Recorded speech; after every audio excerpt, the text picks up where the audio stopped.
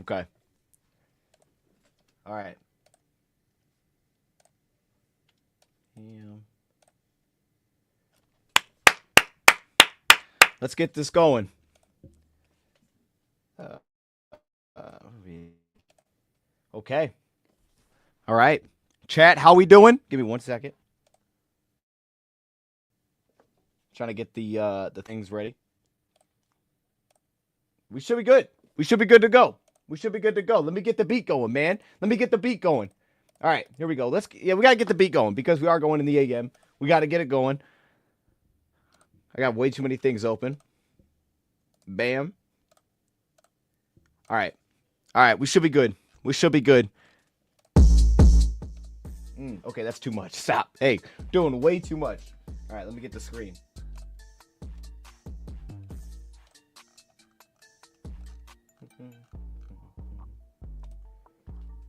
Boom. We are live. We're live, man. We are live to preview Lions, Packers, Thursday Night Football. Hey, look, before we get into this. Now, this is a work in progress. Let me make that clear. I had y'all saw the Santa hat last video. I'm bringing this out for the Bleacher Report shows today. But before, you know what I mean? It's still a work in progress. I got to get the knuckles. Oh, snap. This stuff's about to fall. But we got something going on. We got something going on here, okay? You know what I mean? We got something going on here. This is a great idea. This is going to be great. It looks kind of weird now, but it's going to be fantastic. This is going to be a great background. A great background. You can't even see it. Hold up. Shoes. Got to move, man. I'm just going to be real with you. Okay. All right, that's a good start. That's a good start. Yeah, man, we're live. Today we're going to review Lions, Packers. Before we get into this stream's being brought to you, as always, by BetU. Oh, excuse me. By BetUS, YouTube 150, that's the code. 150% deposit match on your first deposit, 125% on your next two deposits, up to $2,000. I do want to see the lines for this game. I haven't looked at the lines for this game, so I'm curious to see what we're looking like. But we got a lot of things to discuss. That's why we're going early today. Typically, Wednesday's my most busy day. I got a lot of shows on Wednesday. So let's knock this thing out because we're playing Thursday. I don't want to wait till the day of. Let's do it now. And if I do it as pre-recorded, it's gonna be even harder because then I gotta edit everything. I don't even want to do that. Let's just do it live, kind of like we did last week with Easy. But we're gonna try to be a little bit more efficient with time, just so I can hop back out, boom, get set up for the later shows today. But okay, we have the early lines in. Again, over here on BetUS, man. And use that code YouTube 150. What are you looking at? Lions -3.5. At home -3.5. I feel like we were bigger favorites last time we played this team. I could be wrong on that. I feel like we were. If my teacher yells at me for watching you, I freeze to turn off. Hey, Darren. I don't know what to do. Maybe give him an apple or something. Look, I don't know. Hey, I'm glad you're here, but you know what I'm saying? Just tell him like this is serious, okay? This is serious. This is a playoff push. There's only one time of the year there's a playoff push. It's right now, okay? That the school happens a lot of days in the year. But today, it's for the playoffs, okay? We're talking about the future here. This is important. Hey, they know what time it is, all right? 11-1. Everybody knows what time it is. And it is time right now at 3.5. 3.5 feels crazy. 51 over under. I like that number. I like the under. I know a lot of times I go under. I like the over this week. I really do. And then plus 155 money line. I'm going to roll the over here. We'll get to the score prediction at the very end as usual. If I risk 20, I get 1750. We're going to get to the over at the very end here. Let me place that bet. Bam, YouTube 150 if you want to get in the action. Hey, last week we hit, man. We didn't hit on the pick'em because the dang Jets are doing well, actually, the Eagles won too. But the Jets, disgusting. I told myself, I was like, I won't pick the Jets again this year. I saw that Seattle matchup. Like, you know what? I can't be like that. All right, if I like the matchup, I got to take the other team. Took the Jets, absolute disaster. That game should have been 28-7, absolute disaster. Won't do it again. I probably will, but I'm gonna tell myself I won't do it again. Okay, that's completely off topic. We gotta dive into this because we got a lot of things to discuss. And if you guys watch my preview/prediction videos, you know what this is gonna look like. It's gonna look very similar. I'm just doing it live. All the injuries bring us down. We're going to go through the injuries first. I'm glad you brought that up because I would have probably forgot and just got right to it. Let's go to the injuries first. I won't spend too much time here just because we're still waiting for today. But probably, I'm assuming most things won't change. Most things probably won't change. today, outside of the one that we're keeping an eye on probably, which is DJ Reader. He's kind of labeled as day to day, but he popped up on Monday. Obviously, that's massive because there's a lot of these positions where I could point to, okay, we got a guy that could step in. Nose tackle's kind of not one of them outside of just moving guys down the line of scrimmage. But then when you also consider that we're beat up there with guys like Levi and Josh Pascal, that moving guys down the line don't have a ton of options. So I would just say that the DJ Reader one is absolutely massive. Hopefully we get some amazing news today that somehow he's able to go, but I'm not very confident this time. I'm not confident. Outside of that, though, Emmanuel Mosley sounds like he's going to be ready to go. Last week he was inactive, kind of threw us off. Sounds like he's going to be ready to go. Carlton Davis, full participation yesterday. That was an improvement. It sounds like he's going to go, which is massive. Didn't have him last week. Look, I'm gonna mic issues. Hold up, mic issues. Oh my. Okay. Well, I'm glad we caught this early. Stay with me. Wait. Why is there mic issues? Hold on. Mic issues. All right. Hold it. Well, if it is, let me refresh real quick. Hang tight. Let me refresh. We gotta get into this. Let me refresh. Let's get this thing going.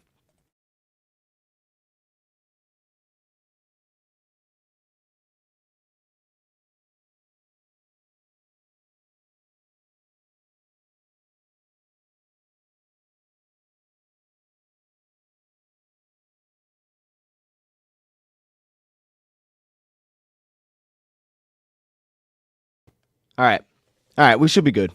Y'all let me know. We should be good. Look, I don't know. We've been having that when we go live during games for whatever reason. But the easy fix has just been refresh this thing. And the crazy thing is I actually did the mic test before this, so I don't know what the heck's going on. It's all right. We'll move on. If it's good to go, let me know. Give me a one in the chat. We'll keep it rolling. Hey, Broderick is important. Ed, that's what I'm talking. Okay, sounds good. Sweet. Appreciate you. This is the thing, and I didn't hear anything about Broderick this week. I don't know if he's going to be up this week or not. I'm hoping that he's up.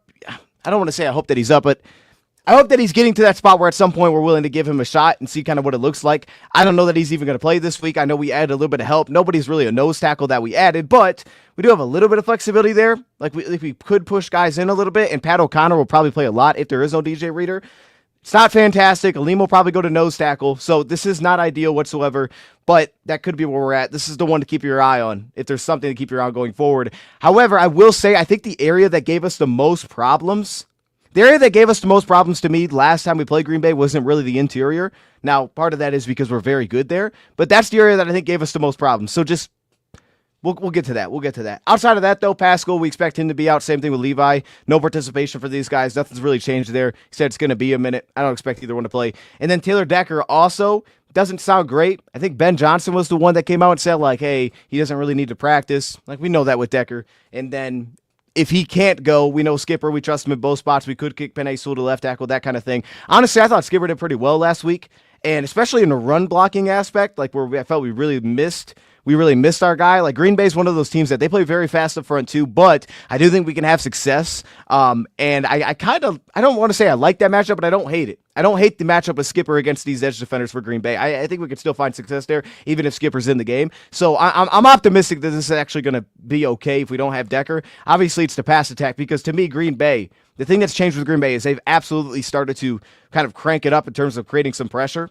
Earlier this season, it was like if they don't blitz, they really don't get any pressure, and they were kind of forced to. I thought get to that. Now, I still think in a way they kind of are. They don't blitz a lot. They don't create a huge pressure rate, but I feel like they've been getting better. Some of that's probably who they've played versus us. Like last time we played Green Bay, it was fantastic. We were great. And in the years past, I mean, it was the interior offense line would get destroyed, and then Kenny Clark would go crazy, and it was like, okay, this is a problem. We didn't really feel that last time, and most recently, we started to feel Green Bay kind of come to life a little bit. So we'll see where this is all at. And then on the Packers side of things, couple ones to keep an eye on here. Obviously, Rasheed Walker's a big one, limited in practice. That's their starting left tackle. Their whole offensive line is kind of something to keep an eye on. Josh Myers at center. I like a lot of the matchups here. This would be the one I'd circle, though, is Elton Jenkins, limited in practice. He might be one of the better offensive linemen. It's their left guard. And if any of their interior guys can't play, all of a sudden, bam, they're going to the rookie Jordan Morgan, plugging him in. They had to do that last time we played Green Bay. It's not great for them. That's the biggest thing there. If anybody's down on that interior offensive line, they may have to go that route. And then Romeo, is it Romeo Dubs? Is it Romeo Dubs or was it, I think it was Reed. Where's Reed at? Jaden Reed should be on here. Jaden Reed ain't on here? Okay, cool. Maybe it was Romeo Dubs. Maybe I'm tripping. All right, maybe it was Romeo Dubs. What else do we have? Colby Wooden, he's limited. He should probably go. I mean, he was limited both days of practice. Colby Wooden's actually really come to life. I think he's been a lot of the reasons for their pass rush coming together. Edgerrin Cooper, it doesn't sound like he's actually going to play, which I think it's interesting because Cooper adds a lot. He has a lot of speed to this team. He has a lot to this team, but at the same time, I also think he gets exposed at times, coverage-wise, but also against the run.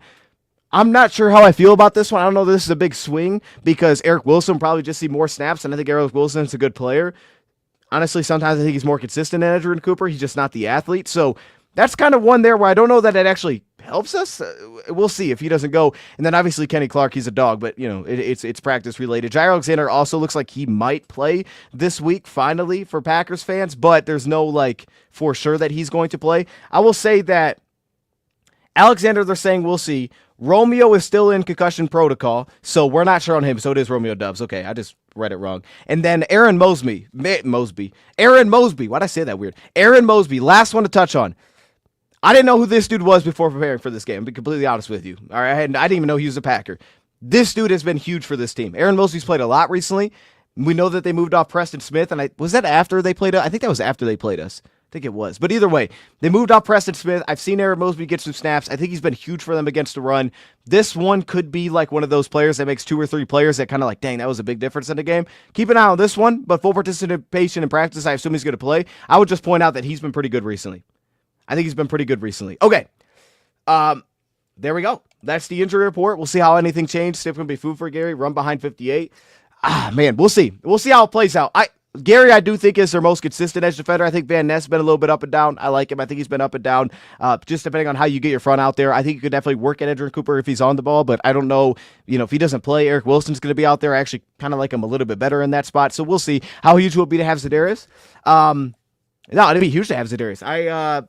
Za'Darius in this game, former team, like this interior offensive line to me is kind of a problem for Green Bay. That's where I think they have their biggest issues. Now, that being said, their pass protection hasn't been terrible unless one of these guys are out and Jordan Morgan has to step in. Then it could be a disaster in the inside, to be honest with you. And I think the tackle play, I don't want to say it's regressed because they typically have a very good pass protection unit, and once again they do, but I don't know that it's elite this year. Rasheed Walker, Zach Tom, I feel like it's been good. It hasn't been elite. So I think you can still get wins there too. But if there is a spot that you're like, hey, they probably have more problems than not, it's on the interior. So that would make sense. Third and long, hopefully Za'Darius goes to work in those spots. And where I'm really circling here is specifically our Sam Backer play. Obviously no Malcolm. Trevor Nowasi's probably going to get a lot of looks this week.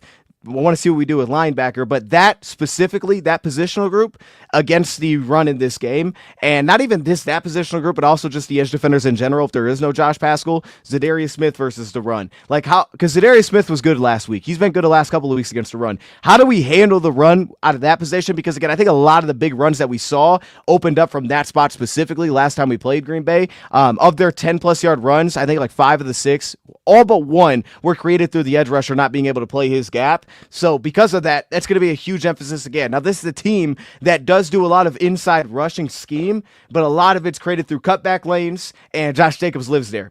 He's fantastic in those spots. So we got a ton of clips to get to. We got 2 big graphics to dive into, but we're going to start off with this Packers offense first, just because I think it's the first one that pops up when I go to the clips, and we'll try to kind of fly through these things. I like our corners. Me too, especially with Carlton. Now, I do think that it's going to be different just weather-wise. I don't think we'll see a ridiculous amount of drops like we saw. I mean, I hope we do, but I don't think we will from Green Bay. So I think it'll change up a little bit versus last time we played this team. But I do like that matchup, and I actually like the inverse. The inverse? I don't know if that makes sense. I like the flip side, too. I like our receivers against their defensive backs, even if Jair plays. I'm not sure that he even will, though, after reading it. I mean, he's practicing, but I don't know that he actually will for participation, but it doesn't sound fantastic yet. Well, that one is, we'll see, and, we haven't really been able to rely on Jair actually being available this year. So, depending on if he's available or not, I really like that matchup. Keyshawn Nixon has been playing a lot out wide. That could change if a guy Jair steps back into play, but that's been huge, and what we saw earlier this year was, last time we played this team, they didn't have Evan Williams, their safety, who's been outstanding this season. And because that Javon Bullard, he kicks the safety, and it kind of changes things. Bullard's been able to live more in the slot. Evan Williams is back, so I think that combination is pretty strong, but I like the wide matchups in this game. And last time we played this team, Khalif Raymond was the guy that got open a lot. He's not available, so you're wondering who's going to pick up that slack. I think Tim Patrick, what he's done recently, he's in a great spot to be the guy that picks up a lot of that slack this week. So here's what I'm going to do. I'm going to start off with the graphic, and then I'm going to go right to I like the FTPs. Let's get it rolling in the chat. Let's just get it rolling. I'm going to start with the graphic, and then we'll get over to the clips. Now, that being said, hey, Cut me off. Throw things in the chat. Anything y'all want to discuss, throw it in there. We'll bounce around. Like I said, I'm going to try to fly through this for efficiency reasons, but let me know. Help us win a division game versus Packer Vikings. Not sure which game. I like that. I like that, man. He's been big. He's been such a good addition so far. I see y'all spamming it. He's been such a good addition so far. Jameson could be. Jameson absolutely could be. I don't think they have a great matchup for just directly speed in general, but I think with their coverage that they do play, I don't think you could just run away from guys as often. I think you can clear out spots, but I don't think you're going to separate just running away from people. I don't know. I think J-Mo could be a very effective, like, clear out kind of piece. I thought last week was a good game for J-Mo, and I think it showed up as it was through the first half. Then he kind of got quiet in the second half, and then obviously he got sat down after throwing the ball at a guy's face. But it definitely was like okay, you're that dude. And at this point, Corey, like, I don't want to bet against Jameson because he does feel like, okay, it's your turn to be that guy. You're the number one now. Well, not the number one, but you're the guy out wide. So yeah, if you ever like the wide matchup, probably lean to J-Mo. It's probably not a bad bet at this point in the season, the way that he's playing right now. I'm going to throw this off the screen so that we can actually see the top here. There we go. Boom. All right, let's start with the run defense first, and then we'll go right to clips. What side of the ball is it? Oh, we're starting with Packers offense. Okay. Is that right? Should we start with? Yeah, we're starting with Packers. Okay, Packers offense. Okay, couple things. Number one, there's been a change between last time we played Green Bay and now we're playing them. Chris Brooks. Chris Brooks has been very involved in this offense. Now, if y'all know, if you know, I'm a Chris Brooks guy. BYU, transferred over. This guy is incredible. I thought he was like Jamal Williams coming out. He goes to Miami. He had like a ridiculous yards per carry average, but barely got the ball. Green Bay scooped him up, and all of a sudden now he's super impactful, and he's still getting used in this offense, so that's as a lead blocker with the ball in his hands. He's definitely a good pass-catching threat because he's always had great hands, and he doesn't fumble ever. Like, I'm a big Chris Brooks kind of guy, so Chris Brooks has just become a huge part of this offense, and I expect this week he will as well. I think so much of that, too, is the diversity with the run game, in the sense that he becomes kind of like their fullback for this offense because they don't really have that, I feel like. He's kind of become that piece for them. So it's added a lot of uniqueness to the run game that I think over the last few weeks has kind of come to life. What's the key for the Lions to blow out Green Bay? I would say the key for Lions to blow out Green Bay is do what you did last time.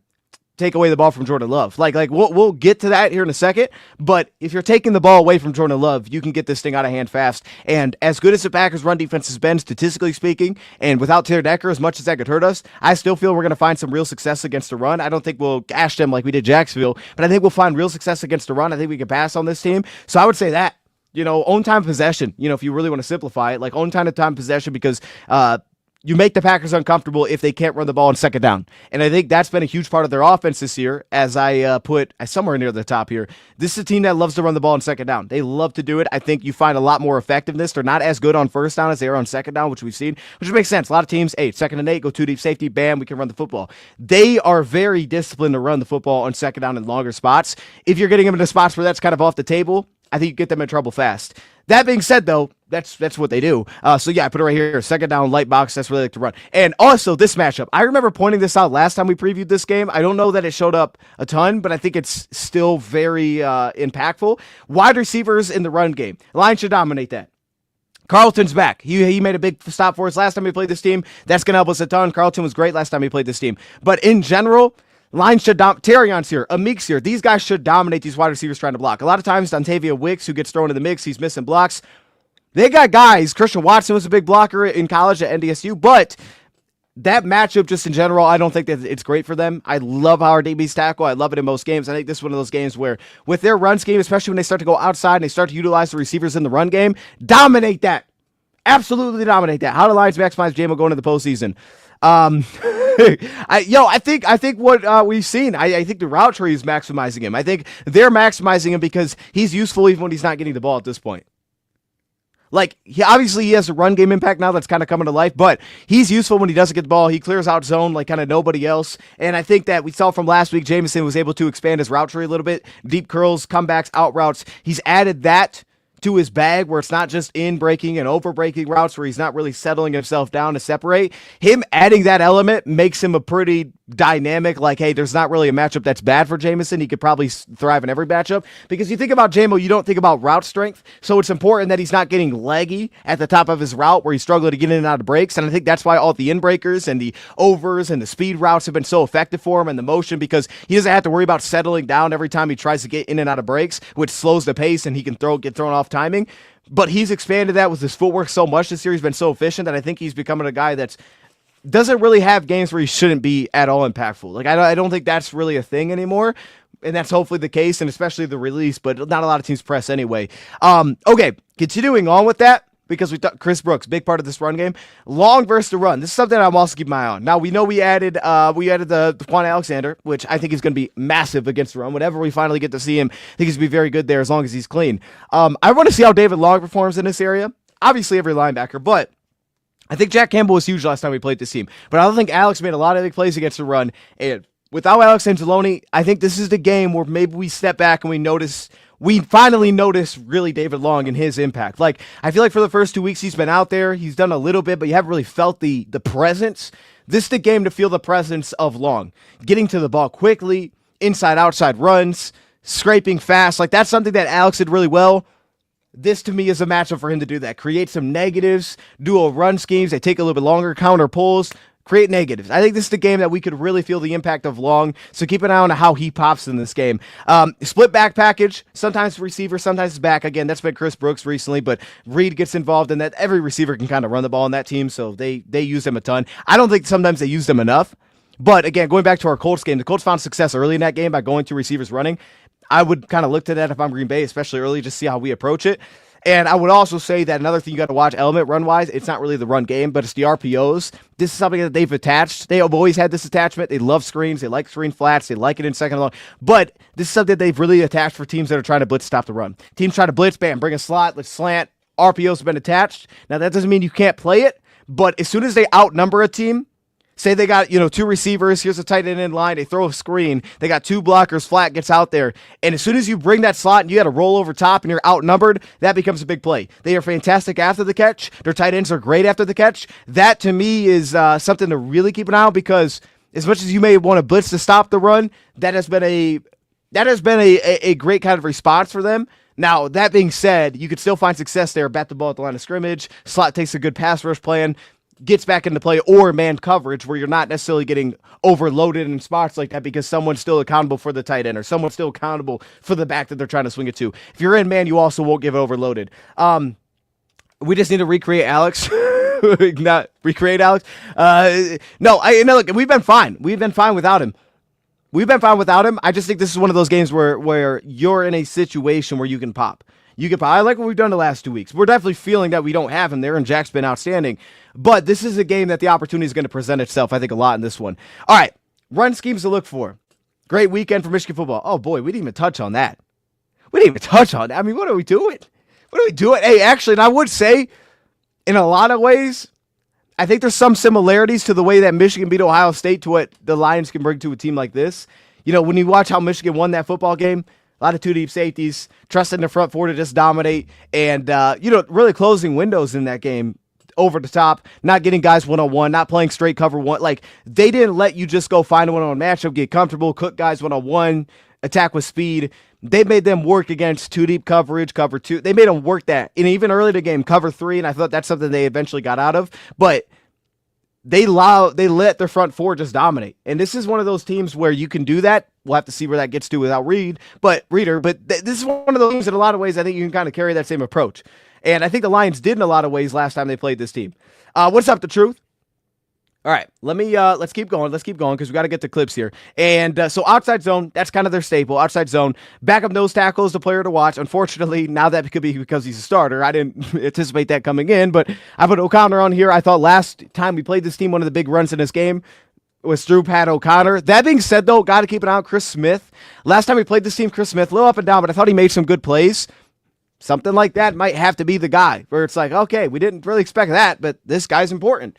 Chris Smith, keep an eye on it. Circle it. Backup nose tackle to watch. D-line must come through. Interior defensive line must come through. It's a great matchup for us. It is across the board. Healthy or not healthy, it's a great matchup for us. Josh Myers at center, great matchup for us. Right guard, Sean Ryan, amazing matchup for us. He has struggled a lot this season. And at left guard, slipped my name. Ellen Jenkins. I think he's pretty good, but that's really where they found their success. Center to right guard, you should dominate that. I knew for the summer Ohio State no chance. I called out Ohio out, and I'm proving, hey, I love it. You know what I mean? I wish I would have bet more on that thing, to be honest with you. But we got to stay safe. You know what I mean? Shout out to Bet US. We got to stay safe. I'm not trying to do too much. You know what I mean? I'm trying to bet the 5 piece, the 10 piece. I don't try to bet more than 10 at a time. I'm trying to be like, hey, let's take it slow. But man, I would have dropped like a quick grand on that thing. You know what I mean? All right, calm down. Calm down. Wind howling, snow blowing around. Dion getting me fired up. He's full of caffeine or something. Honestly, I was tired about an hour ago, but I'm feeling good right now, man. I'm fired up. This is a good way to start the morning. A little preview. Especially if we get these clips. I'm really excited about that.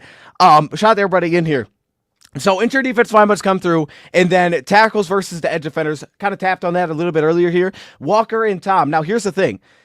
I think we should dominate the Zach-Tom matchup. I usually think that coming into it, rushing the football, and with a lot of it being outside zone, I expect us to win that matchup. I do think that they're better when they run left, behind L. Jenkins and behind Rasheed Walker, so they may lean into that in this game, to be completely honest with you, and if they do, what is the Lions' response to it? Could it be blitzing? Maybe the RPOs come off that? Could that force them into more man? We'll see. They could get aggressive to kind of slant off that left side, kind of try to pin them back right side. That would make some sense to me in this one. Keep an eye on that. And then the 6-run fronts. This is something the Lions also did against Green Bay. I think there's certain teams you don't want to do that, especially teams that use design quarterback runs. But against Green Bay, stacking on a scrimmage, not a bad approach. Lions absolutely could do that in this game, especially with where they're at without Malcolm. They could definitely bring Jack on the line, put a guy like David Long off ball, let him get over top, play fast over top. I could absolutely see that being the case in this game. Moving on from that, edge versus cutback runs. Same kind of thing. Big runs last time because the inside zone is so they run outside inside zone. It's kind of their 1-2 punch. And Josh Jacobs has been great for this team. And he's definitely the number one. But the inside zones to me is what brings stability to this offense. It's 3-4 yards to carry. It's very stable. Can you create negatives there potentially? But it's really about limiting the big plays, because I think what's made them so dynamic as a run team this year isn't that they're dominating these inside runs. It's that they'll give you a big play out of it that should not be there because Josh Jacobs goes above and beyond. And like we saw last week against Miami literally couldn't tackle anybody. I mean, they had like 20 missed tackles against Green Bay. It was ridiculous. I know that's kind of a different thing, but it was ridiculous. We got to be able to tackle. We should be able to. We're indoor. We should be able to tackle. And then finally, when they kind of get away from those two staples, you'll get some stretch runs, which, again, left side. Keep an eye on that, the left side. They'll mix in some counter pulls and then the power runs with also the jet attached, which goes back to the receivers being involved. Here would be the one wrinkle I'd point out. Watch for the second motion, which basically means that, you got fast motion, you have different types of motion, you got jet motion, you know what I mean? You got orbit motion, but keep an eye on return motion, keep an eye on the second motion, which means you have a motion from a receiver. So maybe it's a right to left motion across. He settles in. Then he motions again before the snap, probably going to the receiver. Second motion's probably going to the receiver. Keep an eye on that. You can see the numbers on here, 4.8 yards a pop, 148 yards per carry. They're pretty good. You know what I mean? They're a pretty good run team this year. And again, Josh Jacobs has had that ability where they'll wear you down because he's been a problem to tackle. And that's going to be something to watch for in this one, is that they can take those inside runs and make them big plays. Hype, energy's contagious. Hey, that's what I'm talking about. One of my 2 cars is fully buried in snow. That's messed up. I'm sorry. That stinks. The line, man, we don't really have that right now here, so I'm cool with that. You know what I mean? The problem here is when this thing gets ice, it's more about the ice. When this thing gets icy, I can't get my car. I'll get stuck. It's a long driveway. But I'm glad we don't have anything yet. Hopefully your snow chills a little bit. 3 feet of snow. Oh my gosh. Yeah, y'all getting killed with it. That's crazy. I had heard that's in Michigan, right? I had heard parts of Michigan was getting just destroyed with snow. That's unfortunate. Okay, let's get to this. I'm going to try to show plays kind of in an order. That's usually how I try to separate these when we do it live, just to kind of add some consistency to what I'm showing. Can't miss tackles. Yeah. I think the Dolphins will be the first to touch. Now, the Dolphins, look, they just can't play in the cold, right? I mean, this team. But yeah, you can't miss tackles. Not like that. Like, you're going to miss a few. I got you. But this is a team that is built with run after catch threats, jet mode. I mean, everybody on this team does great things when the ball gets in their hands. So don't get destroyed in that spot. All right, here we go. Now, again, we're back to the outside zones, and this is kind of the staple of the offense. This time going behind that left side of the offensive line. You can see there's that slot blitz, slanting the left side, spilling it back to the right side here. Now, Josh Jacobs, this is where he's great. He just creates literally something it's a medium gain that shouldn't have been there. You slanted, you were right there for it, and boom, there goes Josh Jacobs, just making guys miss. So it's going to be a challenge. No doubt it's going to be a challenge to this one here in the red zone. Again, another outside zone look. Now, here's where Myers kind of loses his block. I don't think any of these are a great matchup for them in this game. They're nose tackles. I don't think it's a great matchup. Jake Bates hopefully bounced back with the game. I thought you said with the game winner. Yeah, Tucker has been awful. Unfortunately for the Ravens. Like I said, I'm glad that he kind of got that out of his system. It's going to happen at some point. I mean, he missed one field goal. He's like 3 for 4 in that game. I'm cool. He got it out now. We won the game and he got it out. That works for me. That works for me. You can see the problems their interior can have, especially on that right side when they try to get behind that right side right here. But you can see the aggressiveness too. You know what I mean? Guys are getting moved behind a line of scrimmage. Sean Bryan, specifically in their center, Josh Myers, is where they, they'll find those problems. Now, I do like their split zone runs. The split zone runs are effective. Here's that two-back kind of setup. This is some of the creativity they're also going to add to the run game, and it's pretty fun to watch. I hate that we have to deal with it, but it's pretty fun to watch. So two-back sets. Again, Chris Brooks has been a huge part of this team, and to have this motion, the short motion pre-snap, you bring out the back on the play, and then you hand it off to Josh Jacobs, then you attach the split zone to it. It can get the linebackers a spread, and you can create inside run lanes right here when they have to deal with this, and you leave the A-gaps open, and they get up to the second level, and bam, they pop the run. This has always been a team that eye candy's been very big part of their game. You get that a ton. Is Martin playing? I hope so. I honestly don't know. I don't know at this point, but I think it could be a good game to give him looks. Like, I think we could win without him, but it just feels like at some point we need to see what it's going to look like. I wish we'd have seen it before now, but I don't know. Maybe this is the time for it to happen. So we see some of the outside zones. Then you get to their power run scheme, which is, it's not as often utilized, but it does get utilized. And, okay, so here, watch the tight end play. You can see it here from Tucker Kraft coming down the block right here. Gets bounced back inside. The power runs, they don't get used as much, but it is a part of their offense. Then, of course, you have the jet runs as well. Wide receivers, they get attached to the run game. It's a huge part of them. I would also consider look at this. The Dolphins are literally attacking nobody. I would say that a lot of these jets and these screens, kind of just their run game, this is the same thing. There's the RPO that gets attached on the backside here. You also get the two-back look. There goes Chris Brooks. Again, he's a dog, and they've already shown this, right? Like, they shown this, and then they snapped it, and they handed it off, and he got out wide. This time, he actually continues with the motion. Now, all of a sudden, you're running like this stretch setup to Brooks on the play, and look at the backside defender, right? The backside defender is kind of in no man's land here. He's able to get right up off his left tackle. He pauses, bam, pops a big run. So you want to be able to stress these interior guys to not get moved around like this through the left side of the offensive line. Like that, like hold your ground a little bit, but that's the stress that they're going to put on you, and then also safety run support. So you can see on some of these, sometimes safety in this box, sometimes they're not. Safety run support, defensive backs giving run support is going to be huge. One, again, I think we can get off receiver blocks a lot, and they may go to more of these stretch runs, but typically they're inside-outside zone. But specifically, we played a lot of quarters last time we played this team on early downs. It allows our safeties to be a little bit more aggressive in kind of their alignment. They have to get involved in the run game. I think this is going to be a big game for Kirby Joseph. I think he's in line to have a big game. I think he's got a good he's just going to be involved a lot in their passing attack and how they throw the football.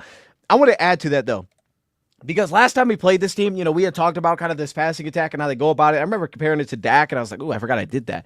And that wasn't like he's terrible. And I don't think Dak's terrible. But it was more so like just the way that they kind of set their concepts offensively. When we look at it in this game, I'm going to try to explain that a little bit more, I think, with some of these clips, what I mean by that and why I think the drop back process looks similar to Dak, just because of the way that they play concepts. And a lot of it feels half field, half field. Half field, they'll give you a short concept. Other half field, they'll give you a vertical concept. And I think that's a big reason why we saw the Lions last time. They had to get in their bag a little bit. We saw a lot of three-match coverage. They had to take away the vertical shots and the shot outlets. I mean, sometimes you could say, well, combo coverage can open it up too. Man, this guy talks fast. I apologize. Hey, I got to kind of roll because we're already half an hour in. We got 2-3 more segments to get to, and then I got 3 more shows today, so I got to roll. That way we don't hear too long. Revenge game for Branch.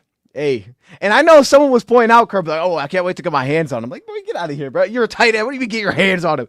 I mean, I know you can be throwing screens and attacking Kirby, so I hope Kirby lights somebody up in this game, bro. What's that? Y'all just hate because you don't got him. Let's be real here, man. These other teams just hating because they don't got a Kirby Joseph, if we're being real. All right, this passing attack, though.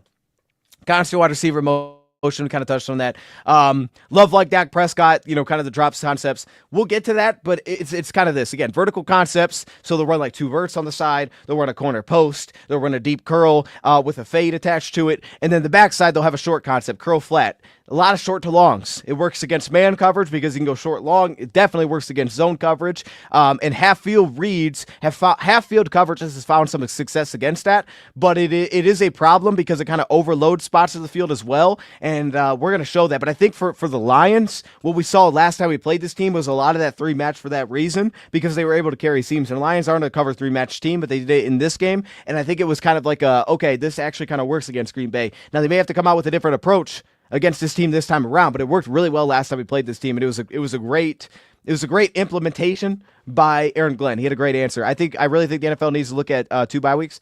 I wouldn't have an issue with it, especially if they're going to add another game. I wouldn't have an issue with it. It'd be super helpful. Good thing is, it's kind of like having a bye week after this game. I feel like it's kind of like that. You guys have to watch Dion tonight with the roundtable. Hey, facts. Now look, tonight, just a normal roundtable, but I don't know how much I can talk about, but we do have more shows like on the way potentially, and I've been in these talks behind the scenes about one of their new expansions of Roundtable Sports that I'll be very heavily involved in, and I'm pretty fired up for that. All right, pretty fired up today. May or may not have something to do with the draft. Pretty fired up for that. So, yeah, we got a lot of things going, and you guys supporting the Roundtable shows, which is tonight at 6 p.m. Eastern, NFC North Roundtable on YouTube. That has been taken off. Every division is getting represented right now, and I'm the host of that show at this point, so I also host the Roundtable. That support is huge because it allows them to expand, and we're trying to take it over there. And I think we're on the way. We have amazing content creators across the board, so it's fantastic. Something I've never been a part of. It's incredible. I know this is crazy. I saw this like a couple days ago. I was like, "Ooh, is that for real?" Now, hey, some of that, you know what I mean? Like the one they benched Rodgers at halftime. All right, it happened, but we still won. I remember being fired up after we did it. We still handled business, so you know what I'm saying? All right. Let's get into some of the specifics here. So cover 3 defensively. I don't hate this coverage. The Lions, do like to run this. The 2 verticals, of course, is the backside. That's where you got to keep an eye on. Lions went match last time, so they had their version of cover 3, which was just matching it. How the Packers attack that cover 3, a lot of times 3-by-1 sets for spacing.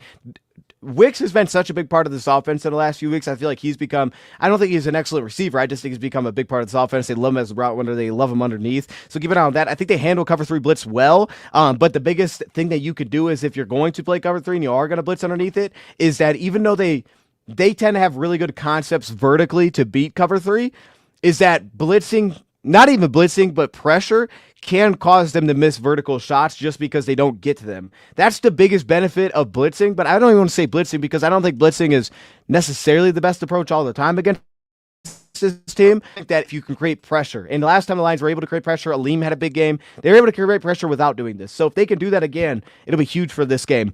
Blitz is a risk, though, as we touched about with the screens. Long and Campbell in zone. This is huge, especially when you talk about kind of the short concepts that are attached. I think Long, I talked about him in the run game. I want to see him shutting down some of these underneath routes. I mean, that's what he does well. That's what he's supposed to do well, is cover these things up, fly around underneath. I want to see them do that again in this game, or do that in this game. And then Jack Campbell, depth is a little bit more of his thing, but they may try to go at him a little bit more underneath. That would make sense. I think that's probably the way I would go at him too. But vertically, he's been really good the last couple of weeks. Like, he's been really good at creating depth. And if you watch a team like Miami, they didn't really match coverage, but they played with a lot of depth and kind of their spot drops. So they were able to take away some vertical routes just because their backers got deep enough where they kind of just sat in the way.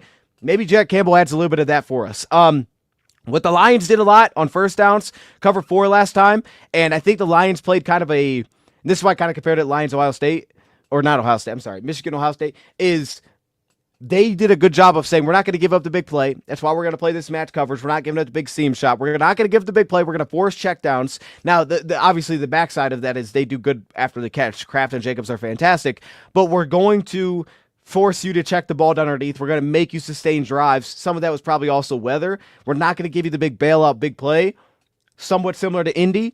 And then ultimately, we're going to say that Jordan Love might make a mistake. And he obviously did last time he played that team. So if we can get there. I think he didn't throw a pick last week, though. Is that right? I could be wrong on that. I feel like that was a thing. Early downs, though, we may go back to that in this one. And then the big thing is this. They use slot outs. Now, I think that obviously there's a check to this. Go into Palms coverage. You can kind of play that, right? Number 1 corner can drop down underneath, take away the out. Safety can get over top vertical. Now, they may test that. Again, back to the Indy thing. But if you are going to sit in cover 4 a lot, there's a check out of it to just get to palm sets, depending on their spacing, and find ways to cover that up. So I think we may see that again. A lot of match coverage, a lot of quarters looks. I think we may see that a lot in this game with a similar approach to kind of slow this offense down. Now, I think what the Lions did really well, though, last time they played this team was this. I think Aaron Glenn did a nice job of basically having certain down distances where you expected one thing, and he kind of flipped everything that he did. It was like, okay, 2nd and 1, probably going to be a single eye coverage. Nope, it's too deep. And it was like, okay, this is a little bit different. And I thought that he had interesting variety of mixing and flipping expectations, as I put it here. I think that's what he did well. Now, that being said, when you do play 2-deep coverage, quarters, cover 6, teams like to play that against this team, they do attack with beaters, and I feel like they can get vertical. The thing is, though, if I'm playing 2-deep, I'm probably blitzing.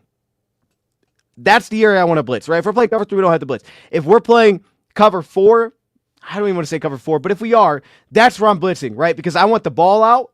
They want to take shots. I want the ball out of their hands. I don't want them setting up these big 2-deep safety beaters where they're running 4 verts and it's just like, okay, we're in trouble here.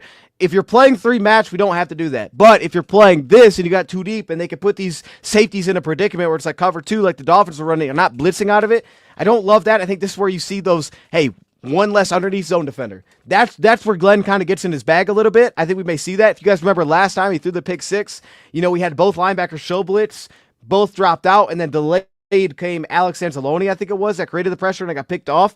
I think you have to do that against this team if you're going to play 2 deep safeties. Watson has become their number 1 receiver. I think he led us in targets last time we played this team. But Watson, to me, has become the number 1. He's always been the vertical threat. He's become the number 1 recently. This is a big reason I think Kirby is going to be in for a big game. Just point that out. He's going to be involved a lot. And this is a team that does a lot of kind of putting that free safety in a high-low situation a lot, where it's like deep dig post. They do a lot of that. A lot of dagger setups as well.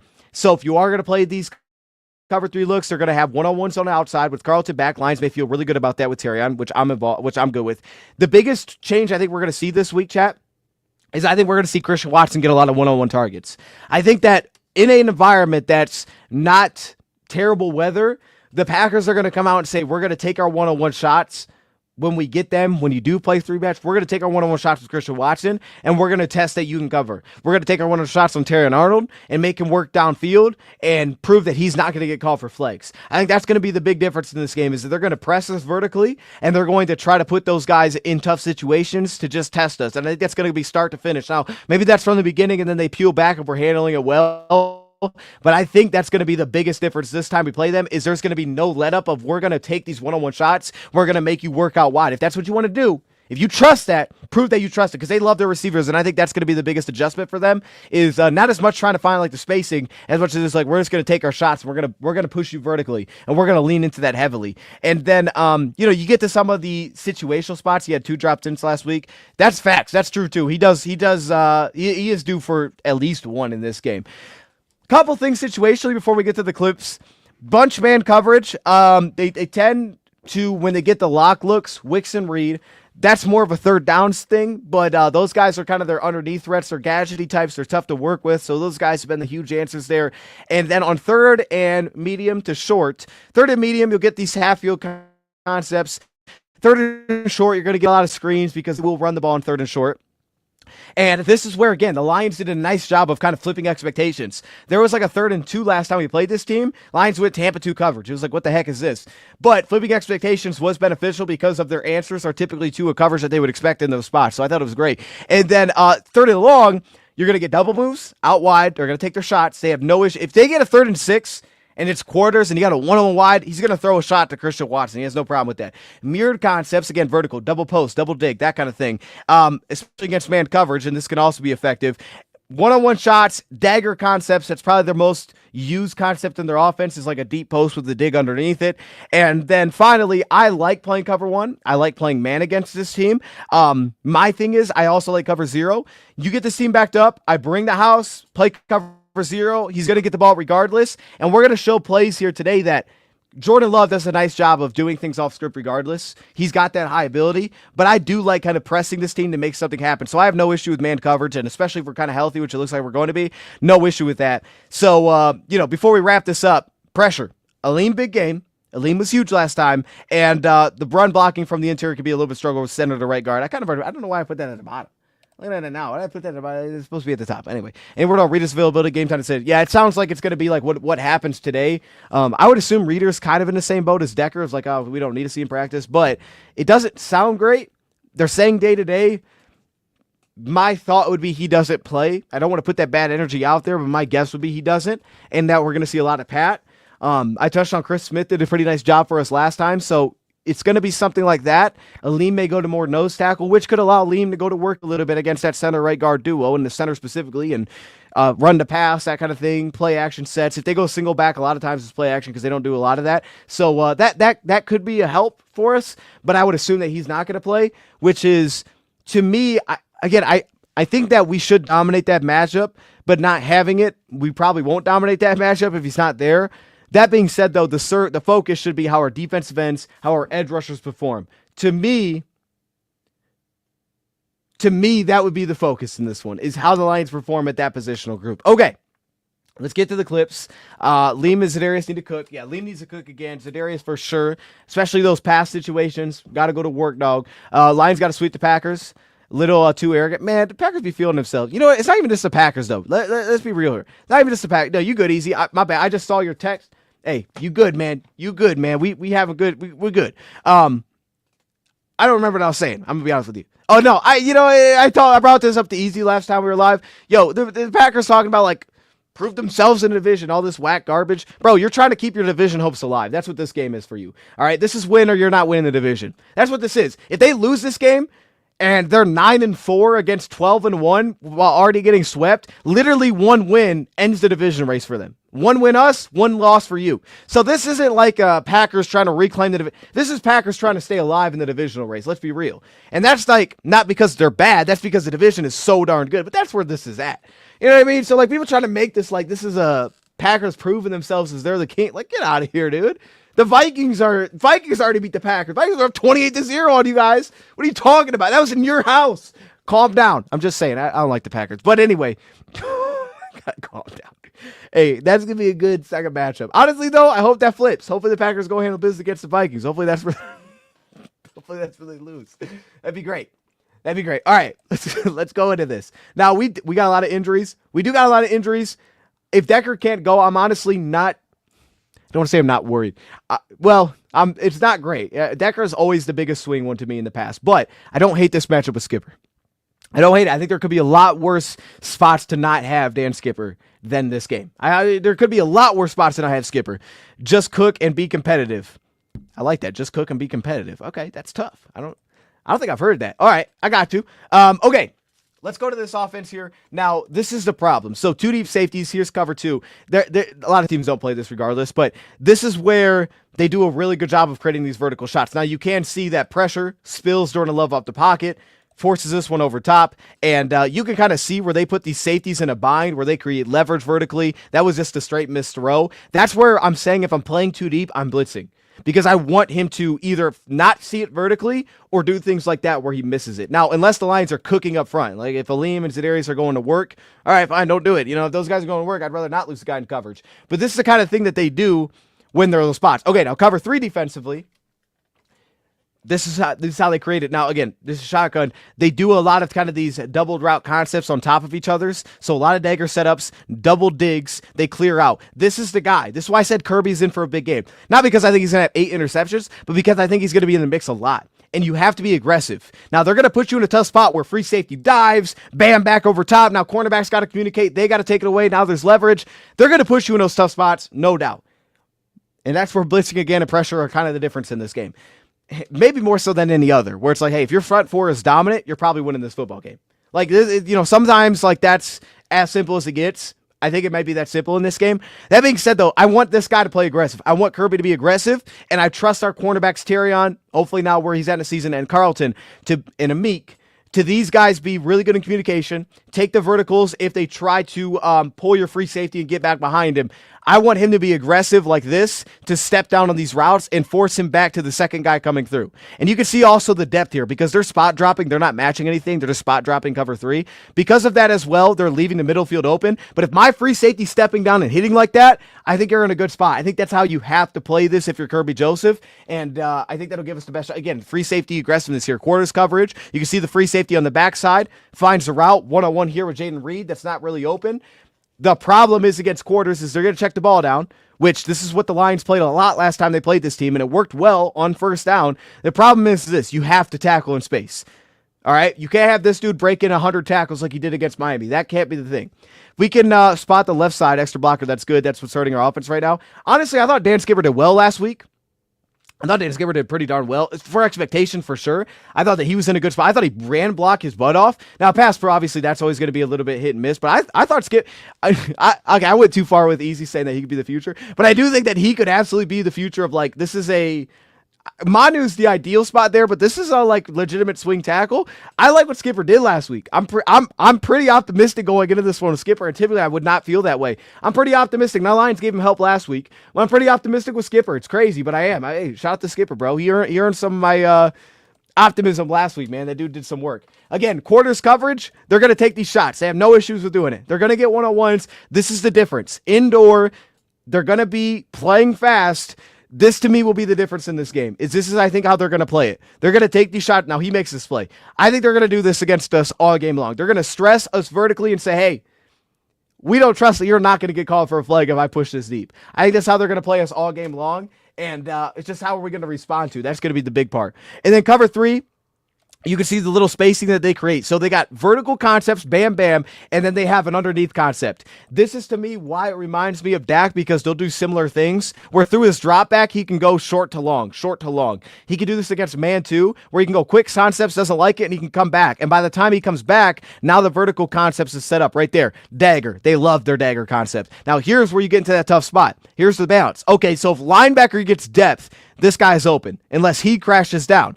If the free safety takes the vertical, now he's open as he works backside. So I need this backside defender to have his eyes on a swivel. Remember, Brian Branch was big last time.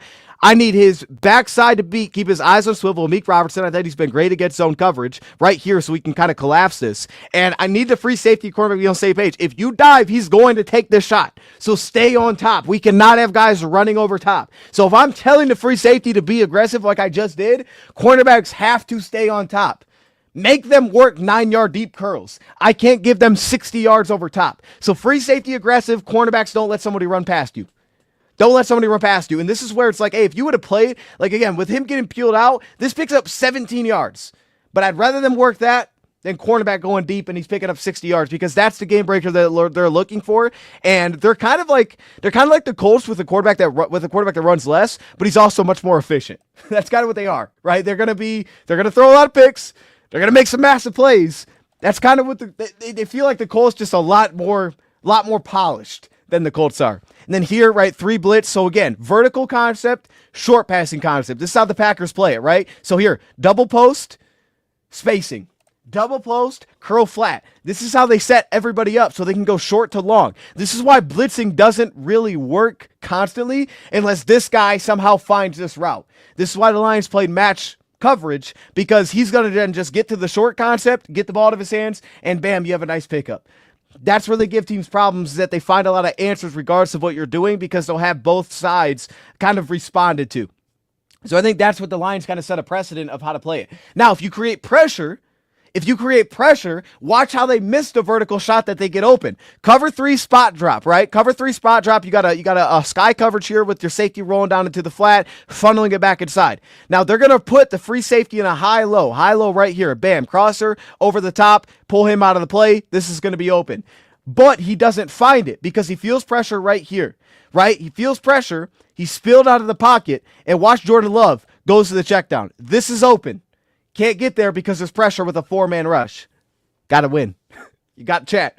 You gotta win. If you're gonna play cover 3 on first down, you gotta win, or you're gonna be forced to blitz, and they're gonna go to these quick routes. In that case, that's where you start to get to like, okay, we're not going to play spot drop. And I don't think the Lions will much. It's going to be cover 4 palms. It's going to be cover 3 match. It's going to be cover 1 defense. It's going to be things like that. Now, again, the Lions, last time they played this team, went first down quarters. And I think that could do a good job of minimizing vertical. And you're kind of just conceding we're going to give you checkdowns. I think we're going to see early down quarters and second and third down matching coverage that we're not giving that team the spots. And then hopefully the spots, stop it. And hopefully if you get a lot of pressure, then maybe you can. But I think that's what we're going to see here. Blown block. You can see the pressure created in this spot. And look at this. This is what the Packers do. So I literally just showed you a play where they put the free safety at high-low. Watch Matt LaFleur come back with some goofiness right here. What are we talking about? He's going to run post corners with both his wide corners. So now cornerback's like, okay, I passed it off to the free safety. It's an inside release. Bam, you got it. I'm dropping.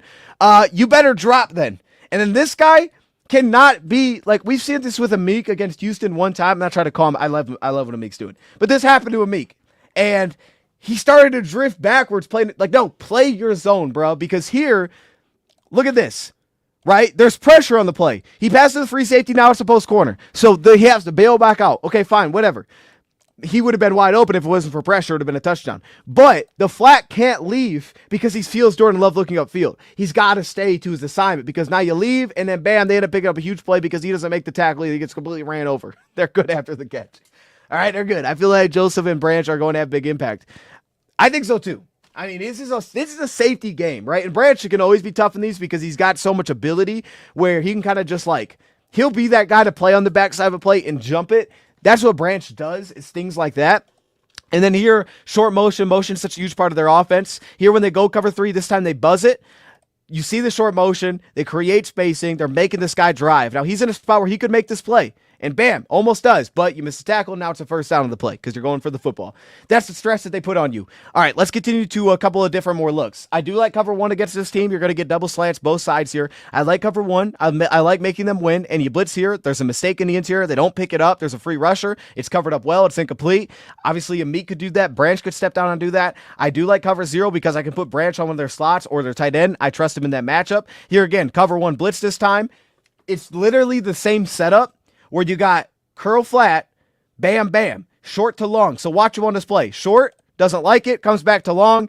And even though it's cover 1, it's still there. So you either have to me, say we're going to blitz the heck out of this team, right? We're not going to, I don't know that I love cover 1 blitz because I think that you're in a spot where if they do pick it up, like this, I don't even know what dude's doing here, to be completely honest. I don't know what he's just kind of standing there.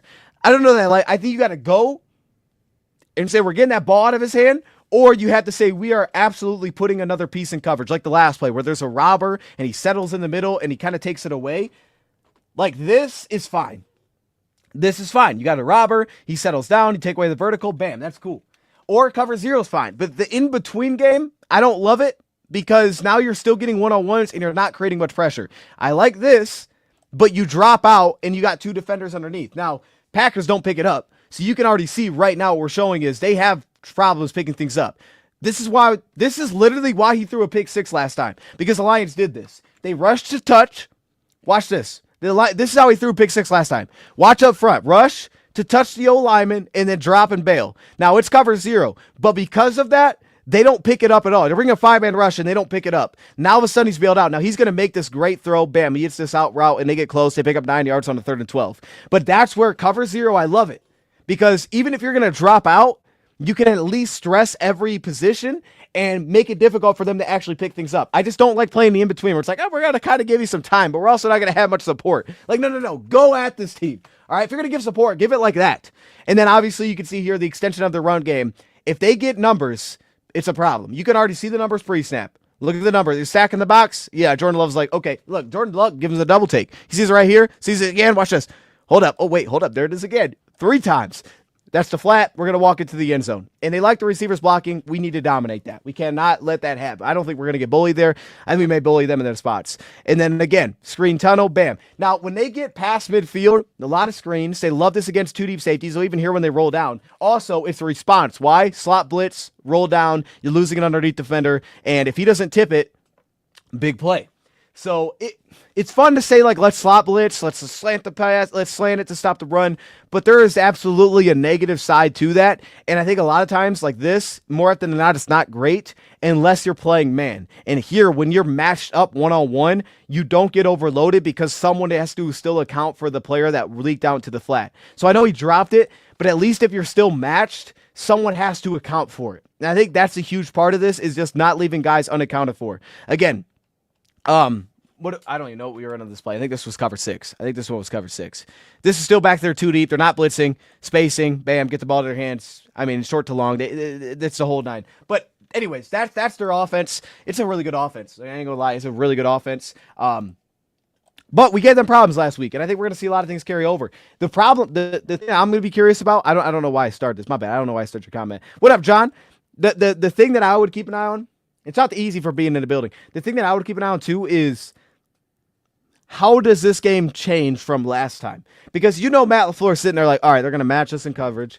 They're going to play quarters on first down. How are we going to adjust? I already said I think a big adjustment is we're going to take a shot. We're going to make this team work one-on-ones. I think that'll be the adjustment. Or does Aaron Glenn say, you know what? Forget that. We're going to go spot. We're going to play 2 deep. We're going to play cover 2. Like, is he going to try to change his ways? I don't think so because it worked. So my assumption is a lot of one-on-ones are going to be tested, and we're going to see who comes out as the winner. So if there's a matchup to watch, circle that. All right, let's flip to the other side. That we keep this rolling. And again, you guys can throw your score predictions whenever, but I'm not going to get there yet. At the end, I will give you guys my score prediction. It's going to be interesting. This is going to be a fun one. Easy. What are love's weaknesses? Chocolate and candy. Salty's treat. Hey, stop. Hey, everybody. You know what? Chat, real quick, though. Side note. What is your favorite candy? Whack LaFleur. Hey, man. You know what I mean? Like this guy. It's a great name, though. It is a great name. Chat, no, for real, though. Let me know. What's the go-to candy? Because, like, I don't really eat candy no more. But I'm trying to think, like, if I was going to the store, right? And I was like, let me get some candy. Like, what candy would I scoop? You know, it's weird. I think I'd maybe scoop those little caramel things that you get near the checkout. I might scoop some caramel things. Or maybe like some of the squishy, not the Jolly Ranchers. That sounds goofy. The, what are they called? The Lifesavers that are kind of squishy. I might scoop some of those, dog. I'm more of a gummies kind of guy. But I don't know if I'd ever like grab some Mars bars. All right, this guy. Wait, is that the book? Is that the book or is that real? Mars bars sounds like it could be real. I remember there was a guy named Mars Bars in a book I read. All right, anyway, let's... Yeah. All right, we're going off the deep end. All right, let's go to this. Packers offense. We're going to fly through this. Oh, no, we just did Packers offense. Hold up. Let's not do that again. Packers defense. All right, here we go. Mosby, player to watch. I just pointed that out before we got started. Aaron Mosby. He's coming on recently. He's made plays against the run. He's aggressive upfield, player to watch.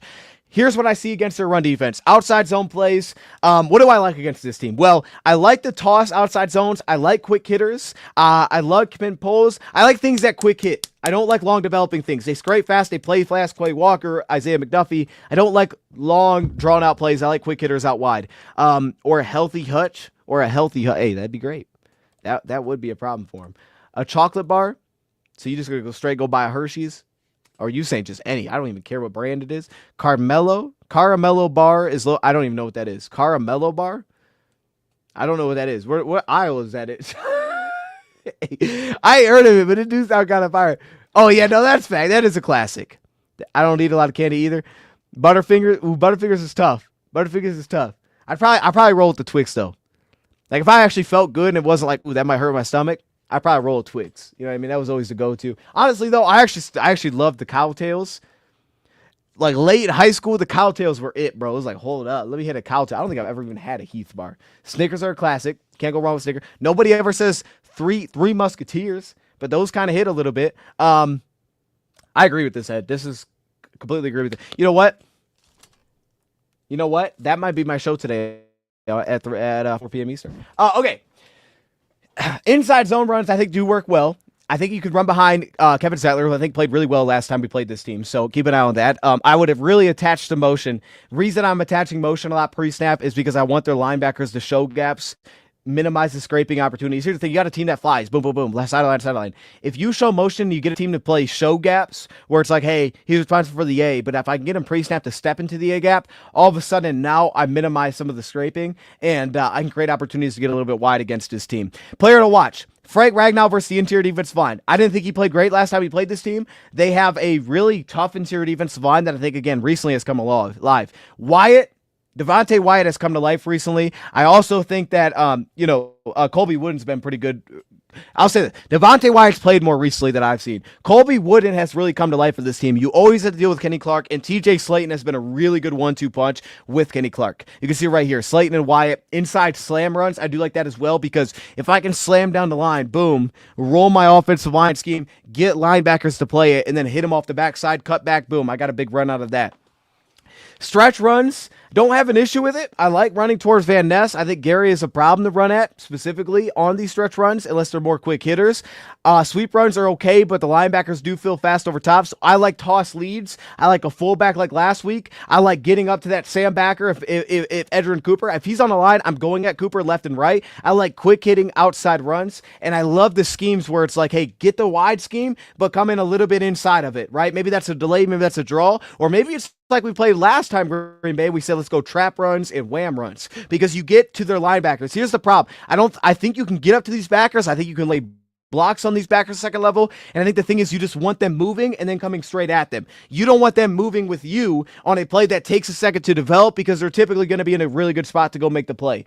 Second and long rushing works. This is fine. If it's 2nd and 9, run the football. Sweeps, traps, get up to these backers. They do defend the outside jets and end arounds pretty well, so if you can find a success on one of these, maybe it's like a reverse instead of just a straight end around, but they do defend those pretty well. Go at Cooper, heavy personnel. Now, that being said, that can get the third backer on the field. So if it's not Cooper, maybe it's Wilson. You still want to go at that matchup. Cool. 2 tight ends. Fullback automatically will give you that look, and that could be with a tight end. The big thing there is you don't need to go heavy personnel at this point from what we've seen to put Nixon out wide. So that's not a force. That's not a must unless they're healthy and they say, hey, Nixon, you're not playing out wide anymore. Right now, you haven't had to do that because he's just playing wide. So if you want that matchup, you don't necessarily have to go heavy personnel. And this matchup right here, this was one of the most overlooked, I think, aspects last time we played this team. Laporta's run blocking. He was a heck of a run blocker last time we played this team. He was outstanding. Trust him at the line of scrimmage. Trust him against backers. And then also Bullard will give some good run support. They have some DBs that can step down, play the run. So let's get the clips here. Let's get the clips, and then we'll get to their pass defense, and we'll wrap this thing. I see the score predictions coming in. A lot of people picking the Lions. I see y'all. A lot of Lions picks. I'm with it. Zeitler's been fantastic. Probably the biggest amazing pickup that we had. Kenny Clark, if left in man block is a problem. Kenny Clark's an absolute dog. Kenny Clark's an absolute dog. All right, let's get to this. Now, San Fran has their own approach. We've seen that here on a stretch run. It's a short run. They have their own approach. They like to do a lot of things wide, but you can see their linebackers getting over top. McDuffie, I really like McDuffie here. Quay Walker as well on the backside, scrape it down. You can see the one-on-one there. That's one. They're pretty good. We know how San Fran is going to attack, but these guys handle a lot of these outside things well. Now, I do like the quick toss plays like this. Quay Walker, of course, still beats the offense line to his spot. And one thing I think Zeitler's done well is that if you go behind Zeitler and you are trying to get wide on that right side, he's got off the ball so quickly. He's actually done a really nice job. And if you attach a jet to it, you could potentially, like if I attach a jet left to right here instead of right to left, I could potentially slow that process down. Now they get a lead blocker because of this, but you can see Walker still scrapes over top. He shuts down the run. So if anything, I'm just trying to slow that flow. Okay, that sounded kind of crazy. Will Lions have a big game on the ground? I don't want to say they'll have a big game, but I think they'll run the ball well. And I would say that David Montgomery, now I think this is a Dave Montgomery game. I think there's a lot of things that Dave Montgomery could do well in this game. That being said, though, when you start to get to these traps and these whams, like Dave Montgomery was awesome last time he played this team. He ran his butt off. He was like 17 for 30, 73, not 30, 17 for 73, but I thought he ran really well. But it also does set up where Jahmyr Gibbs, if you start to get more of the polars and you start to get more of these hit the linebackers and you start to get second and long to running the ball, Gibbs does fit that scheme. But I think Monty's the guy that you would lean on because Monty has been excellent against this team stylistically. And then here's where I like going at Edgerrin Cooper. I don't think Cooper's great at the point of attack. I think he can make a lot of plays and fly around. But if you just say, forget that, we're going right at you, just like this, toss lead, we'll seal the backside, we'll kind of hinge it, we'll get up to these backers. You can block their, look at this. Walker doesn't get off this block at all. Edgerrin Cooper doesn't get this block at all. Look at this. These guys are not getting off blocks at all. McDuffie's struggling to get off his block. If you can get to these backers, you can have success. 100%. You can run a lead zone like this. You can get up to these backers. You can block them up. This guy's taking forever to get off his block. You can 100% do this. They play fast, but they can struggle to get off of blocks. How many plays did I put in there past? Okay, I put a ridiculous amount of their pass defense plays. We're not going to probably do all of those. I have like 4 minutes. God. Okay. Well, yo, I got too many plays on there. All right, that's fine. I'm showing the wrong graphic too. That's crazy work. All right, here we go. Let's go to their pass defense. My goodness, I got a lot of plays. We got to get through this thing because there is a lot of plays, I say. It's like, why is this thing so long? All right, that's why. You know what I mean? That's why it's so long. Okay, Baggers defense. Here we go. You don't need heavy first sales to touchdown. Bullard and slot, Williams at safety. That has been the biggest change. Last time we played this team, there was no Williams. That's going to mean a lot. I'm telling y'all right now, that's going to mean a lot. Them having to not have that and put Bullard at the safety was an issue. First down. What do I expect on first down? Cover 3 defense. They're kind of more of a cover 3 team. Now you get variety. Sky, Buzz, Match, Cloud. And you also get some Tampa 2. Then as we go in order here, this is where it kind of gets less and less. Cover 6. So cover 3 majority. You'll rotate some cover 6. And then you'll get to Tampa 2, cover 2, and cover 4, which is usually like if it's first and 20, they'll go cover 4 coverage. But you will get some 2 deep coverage, but you're also going to get a lot of cover 3. That feels like it's kind of their go-to. Against their cover 3, How do you beat it? Number one, I thought Miami and San Fran both had some good here. High-low their safety. Dig in a post. Bam, bam. Put the safety in a spot where he's got to make a play. Xavier McKinney is one of the best safeties in football. So if you're going to play him vertically, you have to high-low him to absolutely get him to commit one or the other. And we had a really good play. If you guys remember last time, we ran a big dig to Laporta, and we got McKinney held over top because Goff kind of held it and came back, and he was able to push him one way. So you want to put him in conflict. Or the other way to go at him is work in front of him. This is the thing. McKinney's very good, but I think you can work in front of him, specifically if he's the rolling safety. If he's trying to buzz down or he's playing the sky roll, buzzing specifically, work in front of McKinney. I think that's the spot you can have success, is if he's the guy that's forced to move on the play, you can have success. Evan Williams, to me, is much better of the working downhill type of safety. McKinney, obviously, is much more comfortable as your free safety, so keep an eye on that. But I do like underneath threats, of course. One-on-one versus Nixon. If you get that out wide, go to that big buzz guy. A lot of buzz. A lot of Z's in his I don't know what I'm talking about. Whatever things you can get that. You can go heavy to make sure you try to get that look. Here's the big thing for me, though. Jumbo packages for play action sets. I do like that because I like the runs you can set up off that. And you can also freeze eyes with a heavy run fakes off it, too. I like that. We're going to talk about these backers, but we'll get to it right here. McDuffie, to me, is really good in zone coverage. He gets depth well. Walker, not so much. All right, I don't love Walker in zone. I do like McDuffie in zone. I don't love it as much here with Walker. Indies cover 6 look, which is kind of their secondary. Get up to linebackers in space well. That, to me, sets back the screens. They're going too deep, boom, hit screens. They've had struggles dealing with screens. You can get up to their backers. You can have success off of that. So I would look to that. I think the Dolphins had a really good attack, which was, we're about to show it, on first down, cover 6. And that could have been more of a Dolphins approach. Over routes, play action boots, putting levels over the middle of the field, making these guys work that. We'll show that, but the offense had a really good approach for that. The Tampa 2, which would be next up, daggers, use seams to attack. Here's the thing. Walker, a lot of times, is going to play the seams. Now, the caveat to that is, if it's third down, there's a lot of inverted coverage from this team. And they're going to show a lot of cover 0 looks and not go to it very often. Now, against us, they played a lot more man on third down, but in general, they don't. They a lot of times go to zone out of that, so just keep that in mind. If they're showing 0 coverage, it's probably not. It's probably some sort of zone. And they do have a lot of inverted Tampa 2, so it's not constantly going to be Quay Walker. But say they're going Tampa 2 first, second down. If they're doing that, you can get Quay Walker in those spots, clear him out, make him work the seam. Sometimes you could throw it at him even if he's working the seam. That's something there. I would say last time we played Green Bay is they would play these double A gap looks, and then they drop out Quay Walker and take the seam away. Now with Evan Williams back, they're playing a lot more inverted Tampa 2, where they're instead taking their safeties and they're playing them into flats, and are not putting Walker in that middle field assignment as much. I think that was getting cooked, and they're like, you know what? Let's not try that anymore. Let's not do that. Let's put the safeties in those spots. So I think we're seeing a little bit of a transition from this team, where this is a matchup that you're just not getting as much, is putting Quay Walker up the seam. You could still work to clear it out, but I don't think they're doing that as much. On second down, second and short, cover two route, cover 2 defensively, work spacing underneath, work 4 verticals. That's the spot to take a shot. If it's second down and short, take a shot against this team, right? You can get too deep. You can create those opportunities over top, high, low on the outside, and a mix of cover 3, especially if it's second and really short. They'll mix in some cover 3 there, but again, that opens opportunities to get vertical. 2-man route concepts vertical. That works. Second and long, cover 3 a lot of times, which means you can get one-on-ones on the outside, so quick out routes, Jameson Williams, that kind of thing we always see. And then if it's second and long, you're going to get more 2 deep looks. Cover 6, Tampa 2, that kind of thing. Inverted Tampa 2, that also shows up, but cover 6, that kind of thing. You might have to work underneath, work after the catch, that kind of deal. On the third down, and I'm kind of trying to fly through this because we'll get to the clips. On third down and short, last time Khalif, I thought, did a great job. They typically play lockman and bunch setups. So one way you can kind of combat that is pick plays, chip flats in 3rd and 2, run a chip flat, delay it. That kind of thing, because they're going to lock their man coverage underneath. So that's short yardage. And then versus us, I don't know why I put sacks to great rubs. It's supposed to be stacks. Pause on that, by the way, too. Stacks for rub routes. They, against us on third down, played a lot of man last time. That's something that the Lions can absolutely use. They also can use kind of like levels against man. Again, Khalifa's their separator. This time, I think Laporta would be the guy to circle, and also Tim Patrick. Again, I like J-Mo a lot. We'll see how that looks with Jair if he's playing. But I think that Laporta, we saw Kittle cook. Laporta's a tough matchup when he's out wide for this team. And Tim Patrick, I think what he's seen from him recently is he'll be a tough matchup for these guys well at the top of routes. So I look for those 2 guys specifically against this team. And then, those cover 3 sky looks. Now, here's the thing.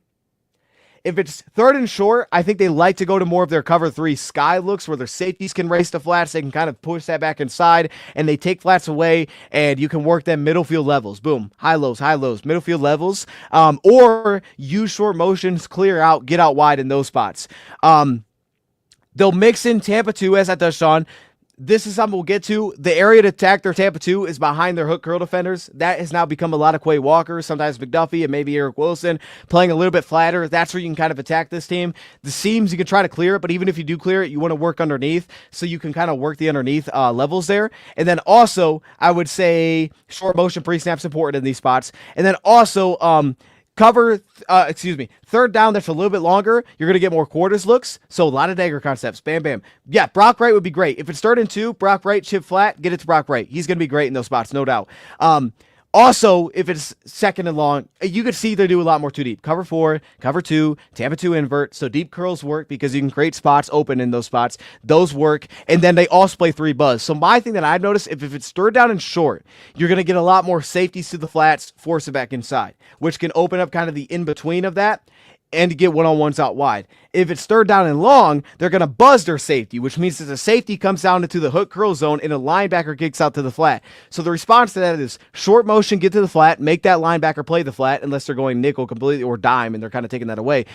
Get to the flat, or you work in front of the safety because he's going to be the guy settling down back to the sticks. They try to settle onto the sticks with their free safeties, or their, not the free safety, but their safety that's buzzing down. It's kind of the wrinkle that I see between both. That can also open up opportunities to just get right behind him in those spots. And then the final wrinkle would be run the ball on third down.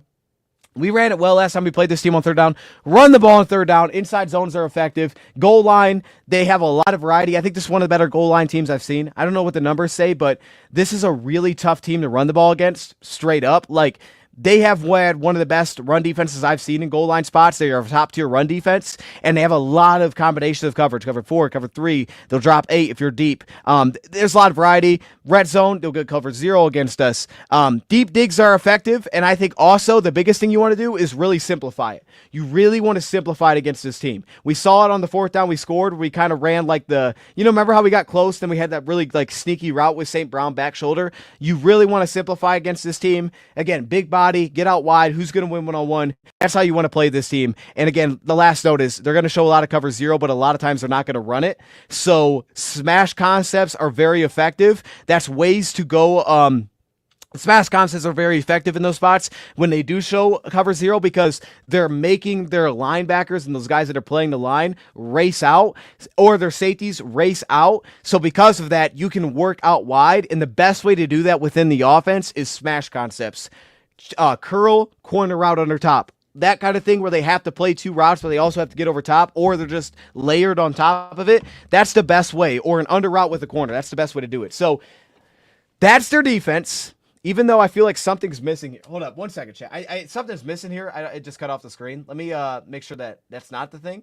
Oh, yeah. Okay, so wait, why did that cut off? All right, Packers defense. Their pressure has come to life.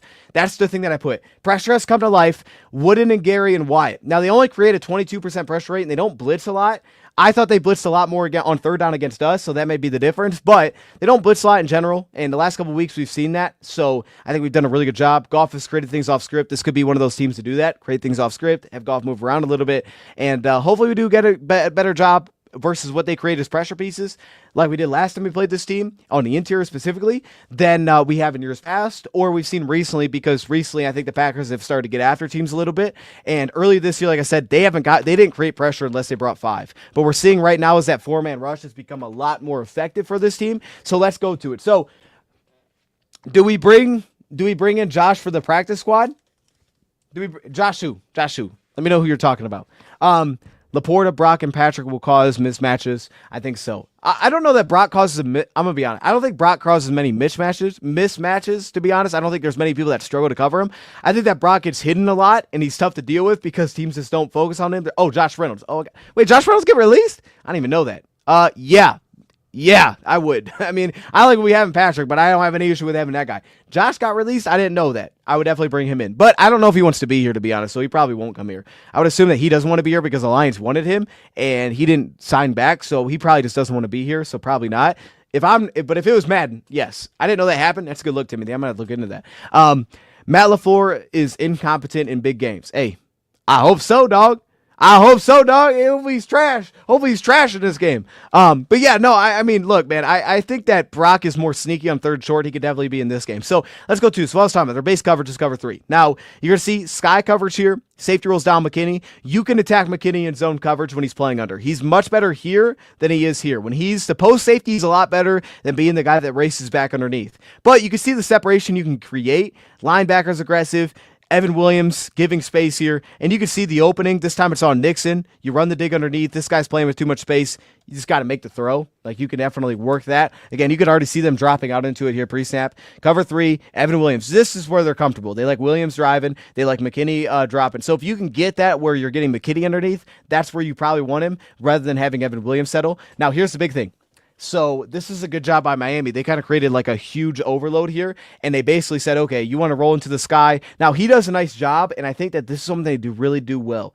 Their flat defenders do a really nice job of lurking backside routes. They'll settle in like this and start to drift so that the backside, they can step over and take it away. They don't just go to the flats. But a team like Miami did a nice job here of overloading that like this, where even if you're lurking, you still have something that you have to deal with. And then, of course, they have that third route, which is completely cleared out. Linebackers are playing aggressive again underneath, and you can see that second level opens up. You just have to make a much better throw and much better on time than this. Like this is on Nixon. Nixon throw the ball here. This isn't great. All right. We'll continue. We're showing a lot of these cover 3 looks first. I think I have like 5 of them, so we'll just keep rolling through these cover 3 looks. Again, safety down underneath. You can see where the openings are truly created against this team. Right behind their backers, it's a problem. Green Bay injury report, most of the starters are limited. A lot of it's offensive line, and I don't think their offensive line is great anyway, but a lot of it's that. Colby Wooden should play. He's been really good for them recently. Jair, I don't know if he's going to play or not. It's kind of up in the air. He's been practicing, but I don't know. That's probably the biggest swing one, to be honest. And Edgerrin Cooper, again, if he doesn't play, I don't think it hurts them that much. But if he does play, I actually like going at him in this game. So we'll see on that one. Cooper hurts because he plays really fast sideline to sideline, but I don't think he's great at just taking on. I don't think any of their linebackers are great at taking on blocks, but Isaiah McDuffie's a dog, which is 58 right here. We'll show that. I have a couple clips just to show how good McDuffie is, but you can definitely see there's an aggressive nature where the second level throws can absolutely open up against this team. Boom, like that, where you could definitely get behind this team in these cover 3 looks, as you're seeing now. Second level throws again, boom, right here, this time behind Bullard. Play action. I don't even think this one was play action. Oh, yeah, it was. Fake toss, backside. You could open it up. So you can definitely see where you can open up, especially if you can run the ball. You can definitely open up these quick hitters. And then, and again, this is another cover 3 look here. Again, you're kind of just opening up right behind that second level right here. You have the backside. You got to give him something to be responsible for. That's the biggest thing. You don't want their flat defenders just lurking. If you guys remember, and this goes back, this wasn't even the same defense, but if you guys remember the first time we played Green Bay last year, and the very first play was a pick, offensively, which was, I don't know if it was the first play or Goff's first throw, but he threw an interception, and it was that backside flat defender just lurked over top, and Goff threw a pick because he threw it late. You have to either throw this very on time or really give him something to be responsible for. That's huge because those backside guys will lurk off of it, and they have a lot of players that play that well. That's the big thing there. That is the big thing with this team, is that they typically do a really good job on the backside of these. And then here again, they buzz down Evan Williams. He finds the route, but you can work the one-on-one here out wide. I like our one-on-ones. Keyshawn Nixon, Eric Stokes has been playing corner. If their cornerback is playing in this game, we may not see Eric Stokes, but one of the two, the other one, you're probably going to like that matchup. If Jair plays, one of those two will probably just not be in the game, but I like the matchup against the other one. You know what I mean? So whoever that is, I do like that matchup. Again, we're kind of sticking with this theme of cover 3. This time, now they're buzzing down their safeties. Is this, third down. So this is what I was talking about. Third and long, instead of racing to the flat, this is what they'll do. They'll buzz it to the sticks. So watch their safety settle down, hook, curl. He'll play the sticks. That's kind of the wrinkle they give you, and then here they force you underneath. They cover this thing up well across the board. To be honest, you got to put more stress on them than this. But you can see the second level can be attacked, but they're going to buzz rather than playing flats on third downs when they're in cover 3 looks. That's kind of just how they do it. Here again, buzzing their safety down, cover 3, settle in underneath. They try to hit the shot to Tyreek, but McKinney's pretty good in these spot. Or excuse me, this is actually McKinney underneath. So you go behind McKinney, you could throw this, but Evan Williams plays as well. That's been a huge difference, and he takes it away. So they're pretty tricky in that spot where they can kind of buzz. You want to create one-on-ones outside because, again, third down when they do this here on first down, buzzing safeties, work in front of McKinney. Whenever McKinney rolls Throw it. You want to throw it to this guy fast. You want to play timing. You want to get the ball out fast, and you want to put this guy in the action and not let this guy go to work. That's what you want to do. You want to make those guys work quickly. 40-0 Lions. Real talk. I like that. Hit the like. I appreciate you, ARF. Shout out to you. I appreciate you for that. I'm trying to let these plays kind of just roll because there's so many of these. I don't know why I put so many of these in here. I think this is the last one. Again, buzzing their coverage here. Work in front of it. Get the ball out fast, work in front of it, hit the sticks, just like that. That's what you want to do. You want to get it out fast, and you want to make them work that because, as you can see, that here, it's third and short. They sky the coverage. Safety works out there fast, and even though you think you have this flat, even though he's rolling. Now, I actually take that back. This one might have been Tampa 2. Yeah, this one's actually different. Sorry. This one is different. This is where they've kind of wrinkled it a little bit. You see Cooper in coverage. They are now doing things like this where they're putting DBs to the middle field and they're rolling safeties. This has been the difference with this team is that they started to go to these more inverted looks where they're taking away flats with a lot of speed. So that's been the big thing is they've been able to kind of match that by instead of asking their linebacker just drift to the middle, they're now showing a lot more of like, okay, our defensive backs are getting healthy. We're going to run a lot of more inverted coverage. So you obviously don't want to get in third and long. And here, Quay almost comes up with a pick. Again, here, cover 3, he almost comes with a pick. They kind of run the dagger. There's depth this time. Why is there depth? There's no threat underneath. Look at this. They don't create a threat. My bad. You have to create a threat underneath. Because if Walker doesn't have a threat to deal with, he's just going to sit underneath and nearly pick this thing off. You have to give him a threat. Actually, sorry, this is cover 6. You got to give him a threat underneath. Okay, you can't give him nothing to deal with underneath. Here they give him literally nothing to deal with, and McDuffie's in a good spot here. You got to give them something to deal with underneath. You can't just give them that. That's too easy. That's a problem. You're going to the game tomorrow? That's what's up. I haven't been to a game this year. Let me know how it is after the game. That's pretty fire. Let me know how the experience was, because I'm assuming it's crazy in there now that they're doing what they're doing. Cover 6 again. This was kind of the other thing. So I said they play cover 3 and they play cover 6. You can definitely see where you can attack it. You go to that quarter side of the coverage right here. You can work these outside guys. He gets drifted up. Bam, you hit it underneath. You can definitely work that aspect of it. So that works, but also this works. And this is why I try to slow it down because it got cut off. Miami did a great job against this team of playing a lot of layers over the middle of the field like this, using play action to pull the backers, and using this. Look at how they create layers, cover 6. This is what they did a really nice job on. So you go single side receiver.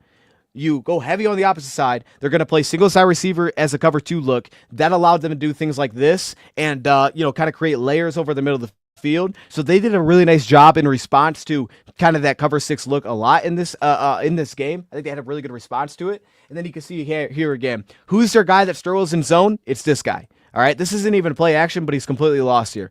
Quay Walker, right? You give him eye candy. You kind of delay it. Look, he reverse pivots in the drop back. Look at Quay Walker. He doesn't know where he's going. You get this chip flat. He's literally not covering anybody. You get a huge play out of it. He's the guy that has the issues in coverage, but the guy that's really good in coverage is his teammate, this guy, Isaiah McDuffie. Now, again, not great here. This is where they had given them problems is, hey, you want to go cover 6? Awesome. Heavy side, single side. We're going to run layers. We're going to give you problems with play action, which you can see is clearly effective. That's one thing about this Green Bay team. Not every team is like this. They are very aggressive to underneath threats and play action. It's very effective against this team. Keep an eye on that. When do they announce uniforms? Think lines go black? I think tomorrow. I don't think they announced it the day before, but to be honest, I don't have a good answer on that. But I think they will tomorrow. Think lines will go black. They should. It's prime time. Yeah. Yeah, they probably will go black. If I was guessing, I would say they probably go black, and that's gonna look amazing. That'd be my guess. Has they went black? They've only went once, I think, this year to the black uniforms, if they did. But yeah, no, I would say absolutely. Now, again, this is the coverage they do a little bit less on first down, which is, should be today. All right, well, hey, there you go. Ed says today. You may know today, which is straight cover 2. And again, you can kind of see where it's like, okay, give them threats. If you give these linebackers threats, these things become open. Put Eric Stokes in the mix where he's got to play 2 guys. You're fine. What do you like as a first offensive play of the game? Play action shot? No, I would say probably like a boot. Probably something to create layers where it's probably a boot action. Probably get Goff out of the pocket, try to work something underneath, make these guys tackle, give them something to respect right away, or just a straight run play. Something to respect or make them respect the run. Probably something like that. I don't think they'll come out with a shot against this team because I don't know they're trying to back them up immediately. It'd be fun, but I don't know that this is the approach for this game is like, hey, can we back this team up? Now you can see Tampa 2.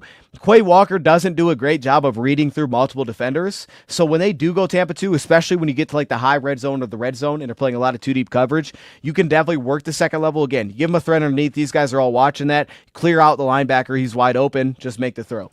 That's something that will definitely be there. And again, two deep coverage, you work the in-betweens. You're working on Nixon, right? Two deep coverage, you work the in-betweens, you get right behind Nixon on the play, and then you give them threats underneath, and they're going to give you that route. Now, the safety almost makes a great play here, but you can see what they're going to give you. Now, here's the wrinkle. So I said they'll play cover zero, they'll show zero, but they're not going to play it very often. Now, against us, they kind of did a little bit, so we'll see if they continue to do that. Maybe they're just trying to speed up golf. I don't know. But against other teams, they typically don't play man when they show cover zero. They typically drop out of it, as we're seeing like this. Now, this is one where I guess they do play a little bit more of that man look. Kind of gives you more of a quarters vibe. But it actually, to me, is more Tampa 2. Safety, middle field, drop underneath. I think this one's more Tampa 2 on the play. But this is what I was talking about. So what do you do when they show cover zero? This is what you do. You play smash concepts. You make this guy and this guy, really this guy, but these two, you make these two work wide and you make these guys race to a spot. Here's how you do it. Smash, under, corner. Make these guys play it. And then you make the underneath defenders race out to an area that they can't get to. That's how you attack it, to me, is play smash concepts wide. It's a natural concept for the offense, but it makes the defense chase, and it makes them get to somewhere really quickly. Because here, if you try to work in between the numbers and are showing zero and they say, all right, let's go, Tampa 2, but let's kind of invert it. Boom, drop out. Now you're trying to get the ball out here quickly and you're having guys throw the ball off their head. Like that's where they want you to throw it. They want you to try to race to the middle, make them work the sideline, which somehow in the Stitcher I could hometown. I agree. Dose of Dad always asks me if he could do that. I don't know how you do it, but it would be a nice thing that you could do. I'm going to be honest with you. I'm with you. I don't know how you do it. You can always sync me up with it. You know what I mean? We live. You know what I mean? You can always bag up the game. Now, that's possible in this digital world. That is an option. Unfortunately, what you're talking about, I haven't seen that option. But that is an option. You can definitely do that. Okay. How many of these do we got? Hold up. We got a lot of these Tampa 2 looks. And you can just see it, man. They're creative with it. This is where they get creative, is here, drop out, invert. They like to invert a lot of their things. So you can see it right here. Invert, boom, too deep. They stress teams. They stress teams with all these inverted looks. So you need quick responses for the quarterback. And I think the best way to do that is make them work the numbers. I mean, think about what they're doing right here, right? You have a linebacker playing the flat. That's not a good spot. So if you make the linebackers play this, that's what you want to do. You can't get all caught in this clouded mix. You just want to make the outside numbers go to work. You just want to make those guys have to work in these spots because they do run a lot of this Tampa 2 stuff. Again, cover zero look, boom, man. But no, it's not. Here we'll go, invert it. Corners go to safety. You drop out safety to middle field, and then they have to play the flats. Now here they have a lot of defensive backs on the field, so they played a little bit better. But that's still where I want to make teams work, and here they create a sack. So, again, they're going to show zero, but they're typically not going to go to those zero looks. Oh, yeah, we are getting Herb's 3. Okay. Yeah, that should be interesting. And, again, cover zero, look pre-snap. You can see them bailing at the snap. Hard count, pre-snap motion will help kind of decipher when they're going to drop out. But here, Walker carries the seam, two deep coverage, and then they try to work underneath of this. But again, you're just spilling quarterbacks left and right. You have to make the flats go to work. You have to make the flats work because here now two is taken off and everything. I think Goff could actually run a lot and create some things off script for us in this game because they don't create a ton of pressure without blitzing. But like here, once they get inside the red zone or goal line, they're very unique in their combination of coverage looks. Like here, they're at the 15. They're going to go cover 3. So they show 0 and they go cover 3 out of it. They get very crafty in the amount of looks that they can actually show you. And you can see they cover it up well outside of getting the ball out quick. You have to get the ball out of your hands like this. That's to clear out, get the ball out of your hands. They are pretty good in these spots, so the best thing I think you could do with this offense is don't overthink it. Go one-on-one on the outside, smash concepts, two-man concepts, or just simplify it in terms of we want to get the one-on-one. But you got to get the ball out of your hands fast because they have a lot of combinations of coverage that they get in those spots, and if you knew what coverage they were getting to, it'd be easier to say, okay, we can find a beater for that. But the problem is you don't know what coverage they're getting to until they snap it because they have a lot of rotation that they mix into. And then here, cover 3, they blitz it this time. Here's the separation on Eric Stokes. A lot of separation. And look at what they're doing. They're high-lowing the free safety. Drive or drop. Drop, drive. You know what I mean? Like you can high-low that free safety. That's the spot that you can put him in these cover 3 looks a lot.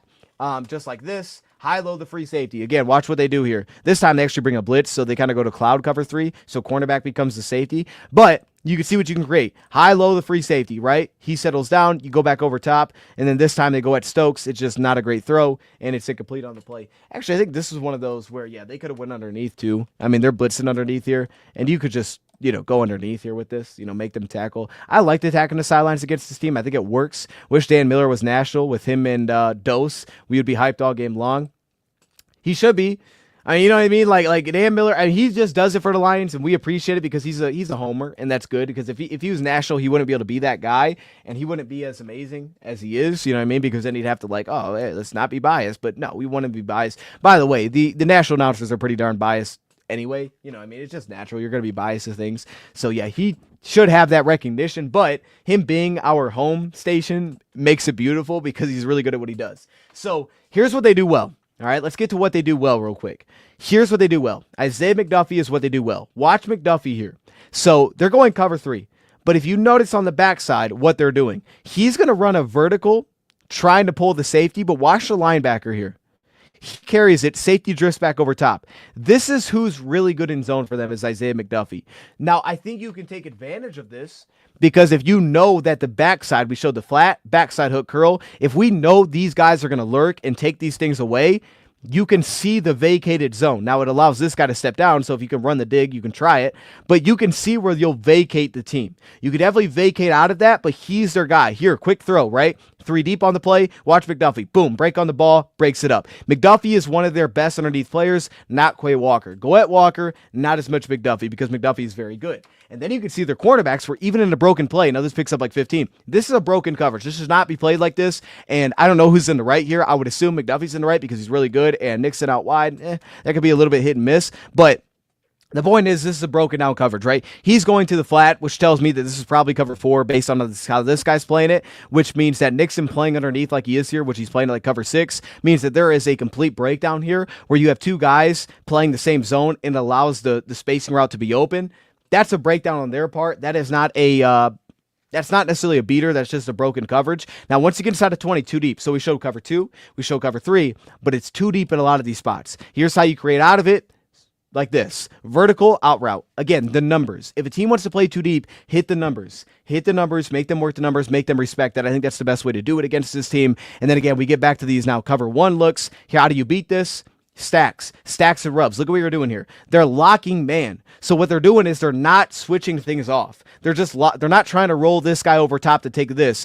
They're just locking it so you can work rub routes like this right out of it. Now, you're going to see on this next play, well, actually, this is a different play. You're going to see the variety that they have in goal line coverage again. Look at this. Cover 3 here at goal line. Now, you can see where it gets open right up the seam. So they get this free safety to play both, right? You go mirrored routes, bam, bang, bang. You hit 2 like bang routes. You get the safety to look one way. You come back and hit it up the seam. I think the most consistent response is, say, get one-on-one routes that we like and make them work it. Here in cover 3, because they're playing cover 3, they pass this off really well.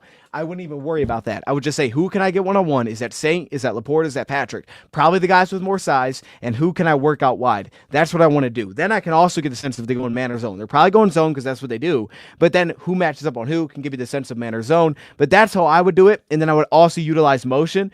But because they tend to play some cover 3 inside the 10 here, this was a really nice response from San Francisco to say, let's put this guy in the mix. Let's give him 2 routes to worry about and just move him out of the play. I think that works well. Linebackers are not doing a good job of getting depth, specifically Walker here, so you get the seam wide open. So put that guy in the mix, sure, but also really try to simplify it once you get to those spots. So you can see that their defense is pretty tough. Statistically speaking, they're kind of more middle of the pack, but they do give up a lot of completions. So take those, 67% completion rate. But what they've done is they haven't given up a ton of like big plays, and they've definitely taken the ball away because mainly Xavier McKinney has like every interception they have, 11 interceptions. He has like 7 of them. And then they've only given up 16 touchdowns on the season and only allowed a 90 pass rating. A lot of that's from taking the football away. And we showed why. McKinney's great.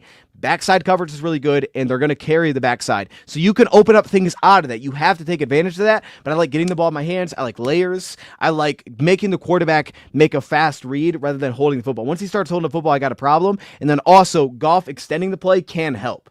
Can help. I don't want to overthink it, but it can help if he extends the play because they're not creating pressure. That'd be great.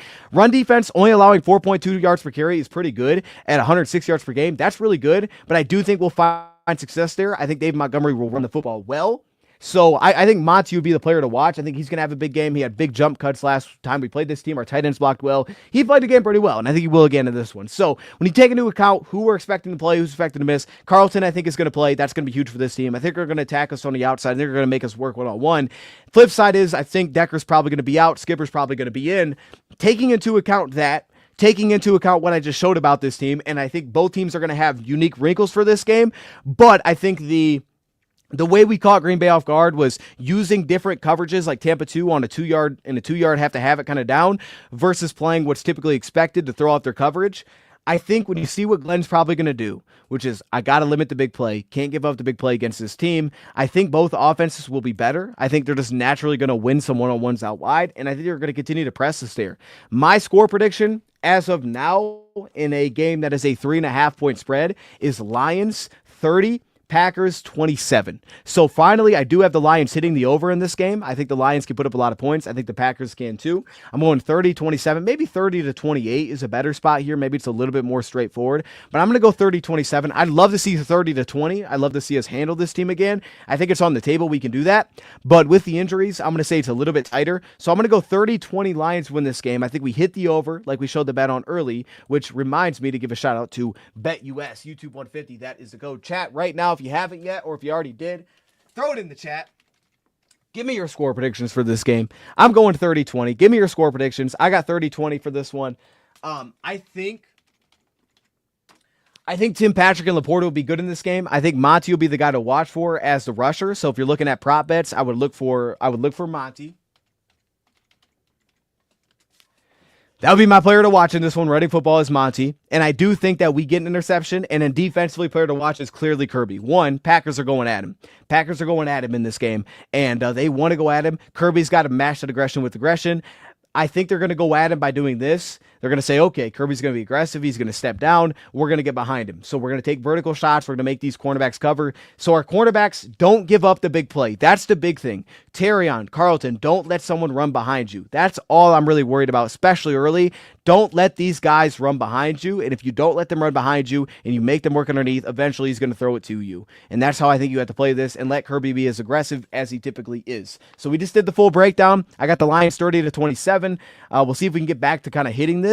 The money line's minus 180, which isn't terrible. So if I was to say to risk $25, I'd win 13. I don't love that. Because I have it close, I wouldn't run the spread either, so I would just kind of stick to the over-under for this game. But instead, what I would do with BetUS and using that code YouTube150, I've not made an account yet, is I'd maybe go to a different game, or I'd just run the money line and put more on it. But I kind of stay away from these two. I'd probably just roll over. It's now at 51, so I think it's worked up a half a point since we've been live. Roll the over, get your money in there. I think that's the spot to do it. And then maybe go to a different game. Chat, what game do y'all like this week? I like this one. I know I sound like a hater, but especially with 4, Chargers getting 4 points at minus 110. If I'm going to throw a bet here, give me the Chargers minus 110, man. I like the Chargers with some points here. I think the Chargers can win this game outright against the Chiefs. They were close last time. The Chiefs are due for another loss. Raiders should have beat them last week. I had the Raiders in that game. That's why I say that. But the Chargers can definitely beat this team. They're matched up to do it. Chargers is playing well, and they're playing awesome on defense. Lions 36, Green Bay 24. AG coaches his butt off again. Facts. But Ben Johnson says, hold my beer. Ben has been on one. I think the last couple weeks have been fantastic. I think the coaching has been ridiculous this year, to be honest with you. Do you think Jamal Adams plays Thursday? I haven't heard anything. My guess would be no. I don't think Jamal Adams plays. I think Jamal Adams takes a few weeks to ramp up. Now, maybe with 11 days between this and the next game, we do see him in another week. But my guess is Jamal takes longer. I think what we will see, though, is that these defensive linemen that we have brought in, those guys could be much quicker to see the field. Don't know how fast we'll see Quan. He may take a second. Maybe a little bit faster than Jamal, but I think Jamal's going to take a few weeks to kind of figure out how they want to use him, how do they want to deploy him, and he'll be more of, because I think what we signed with our defensive linemen in Miles and what we signed with Jonah is like, we need help now, and these guys, we know we're going to get it, especially guys like Jonah. We know he's going to play the run, he'll play DN, guys like that, and Trevor Nowaski will play a lot of Sam for us. Like, we know we're going to get from these guys. He's like a matchup piece where I think about when he gets to San Fran, that's when you start to deploy what he's capable of. I think he'll take a little bit longer to come along. I could be wrong. I'd love to see him sooner rather than later. I'd love to see him on the field. But I think he's going to take a little bit longer to deploy rather than these other guys because they're going to want him really ingratiated in how they're going to use him. Maybe if we see him early, maybe we see him on special teams. I mean, maybe the Lions won't want to play around with that, but he's a great tackler. He brings the mentality of a guy that could play special teams. I wouldn't hate it. I'm fired up for Jamal. If you haven't seen the video yet, check it out. We broke that down a little bit, but I'm fired up. I think Jamal was a great addition. That dude can play. He definitely has something in the tank. Timmy P, first TD this game. Timmy P, who the heck is that? Lions 24, Cheese Boys 14. Okay. That's the same score as last time, but I'm not mad at it. We won by 10, 24-14. I'm with it. Who is Timmy P? Tim Patrick. Man, that's on me. You said it. I just ain't thinking. It's too early for this. Tim Patrick, Timmy P. You threw me off. I like that though. I like Tim Patrick. I think you're making a lot of sense there. I think Laporta has a pretty nice game. I would look at his over under for player props this week. I think he's in a good spot. And Tim Patrick isn't a bad one either because as I touched on, the guy that really cooked last week was Khalif Raymond. And Khalif Raymond didn't have a huge production, but he really got open. We don't have him now. Someone's gonna have to rise. Tim Patrick would probably be my answer for that. So that's my guess. 38-24 Lions over Green Bay. I like that. 37-20, 31-28. A lot of you guys are putting the overs in this one for sure. Except for, is this one the over? Yeah, that's the over 2 in this one, right? So yeah, a lot of you are rolling the over. If you're gonna bet with BetUS, bet the over. YouTube 150. That's the code. That'd be my guess for this one. Is bet the over. Chat, we've done it. In an hour 45. Hey, usually in video form, this is about an hour. But live stream, it's hour 45. That's fine, though. You know what I mean? We had a little extra discussion in there. Hour 45, we are in, we are out. That is your breakdown for Lions-Packers. If I'm being honest, I'm not biased, and I think we are, our only final loss here will be the Bills. I think that's fair. Bills are a really good team. I'm fired up for that one because the Bills will be more healthy probably this time around, and I think they're going to be a problem. Yeah, I think that's fair. I'm feeling really good about San Fran at this point, especially with the way that we can play them in the trenches, especially if they continue to have injuries, and now we know CMC's down. Yeah, I could see that. I think the Bears are still a problem, but I think the Bears are now worse off now that they've fired their coach in Eberflus. I think defensively they're going to be a little more shaky. I like what they do offensively. I don't think they're going to be shaky on the defense side. So I feel good about that. I feel good about San Fran. Minnesota, not really worried about Minnesota, to be honest. And we'll see if that's like game for the division. But if it is, I trust us. So yeah, I don't dislike that pick, Antonio. I think that's a good one. And then this week, I think this week and probably Buffalo, two of the toughest matches we're going to have all year. Probably the two toughest matches we have left. This and Buffalo. So if you find a way to win this one, you pretty much knock out Green Bay of the divisional race, and Green Bay has to play Minnesota, which is they're going to be their way of getting back into this. Plus, Minnesota has a kind of tough game this week with Atlanta and the Kirk Cousins homecoming, who's thrown 6 picks and no touchdowns in the last 3 weeks. Keep an eye on that one. I think that's a sneaky game. I was hoping they'd lose to Arizona and they didn't, but that's a sneaky one. So, yeah, I think this one and Buffalo, toughest matchups left, but this could be a swing game. This could absolutely shake this game. If we beat Green Bay within 11 days off, we're in a good spot to win this division. If we lose this game, obviously then we're neck and neck, and it really could come down to that final week of the season. So, huge game. I'm going to leave it there. Let me know your thoughts after this in the comments. But for now, I see y'all in the chat, man. Get your score predictions in. Join us tomorrow. We'll be live for the game, and I'm probably going to do a pregame at some point live for that one, just because we're going to have so much time because it's a night game. But if you're just joining now, run it back. We go Lions defense first and then Lions offense second. So if you want to see how we break this down, and then I give my score prediction at the end. But if you are just joining, I got Lions 30, Packers 27, and hitting the over. All right, I'm going to leave it here, man. I got a show on Bleacher Report in about an hour. Join us over there if you want to. 11 a.m. Eastern time. I'll be live on Bleacher Report. We're going to do our weekly picks. I'll be live at 4 p.m. Eastern on Bleacher Report for our midweek show, which I don't know what it's going to be. If you guys got a good topic, at me on X. If you want to see something, let me know, and I can come put it together. And then also, we have our roundtable show that I'm hosting tonight, NFC North Roundtable, 6 p.m. Eastern. Show out, represent the Lions, because that helps us. We try to expand because we're going to have some expansions that I'll be involved in. I'm very excited about that. That is going to be, I think that group is going to take over. I think that is going to become one of the biggest sports networks. I know it's not there yet, but I think it's on its way. Roundtable Sports is massive with a ton of creator influence. I think they're going to be huge. So support them, support the Lions, and yeah, shout out to BetUS, YouTube 150. I'm out of here. I got to get prepared for that Bleacher Report stream. If you want to see me again in an hour, check me out. I'm on Bleacher Report. We're doing our weekly picks, and we out. Appreciate y'all joining, man.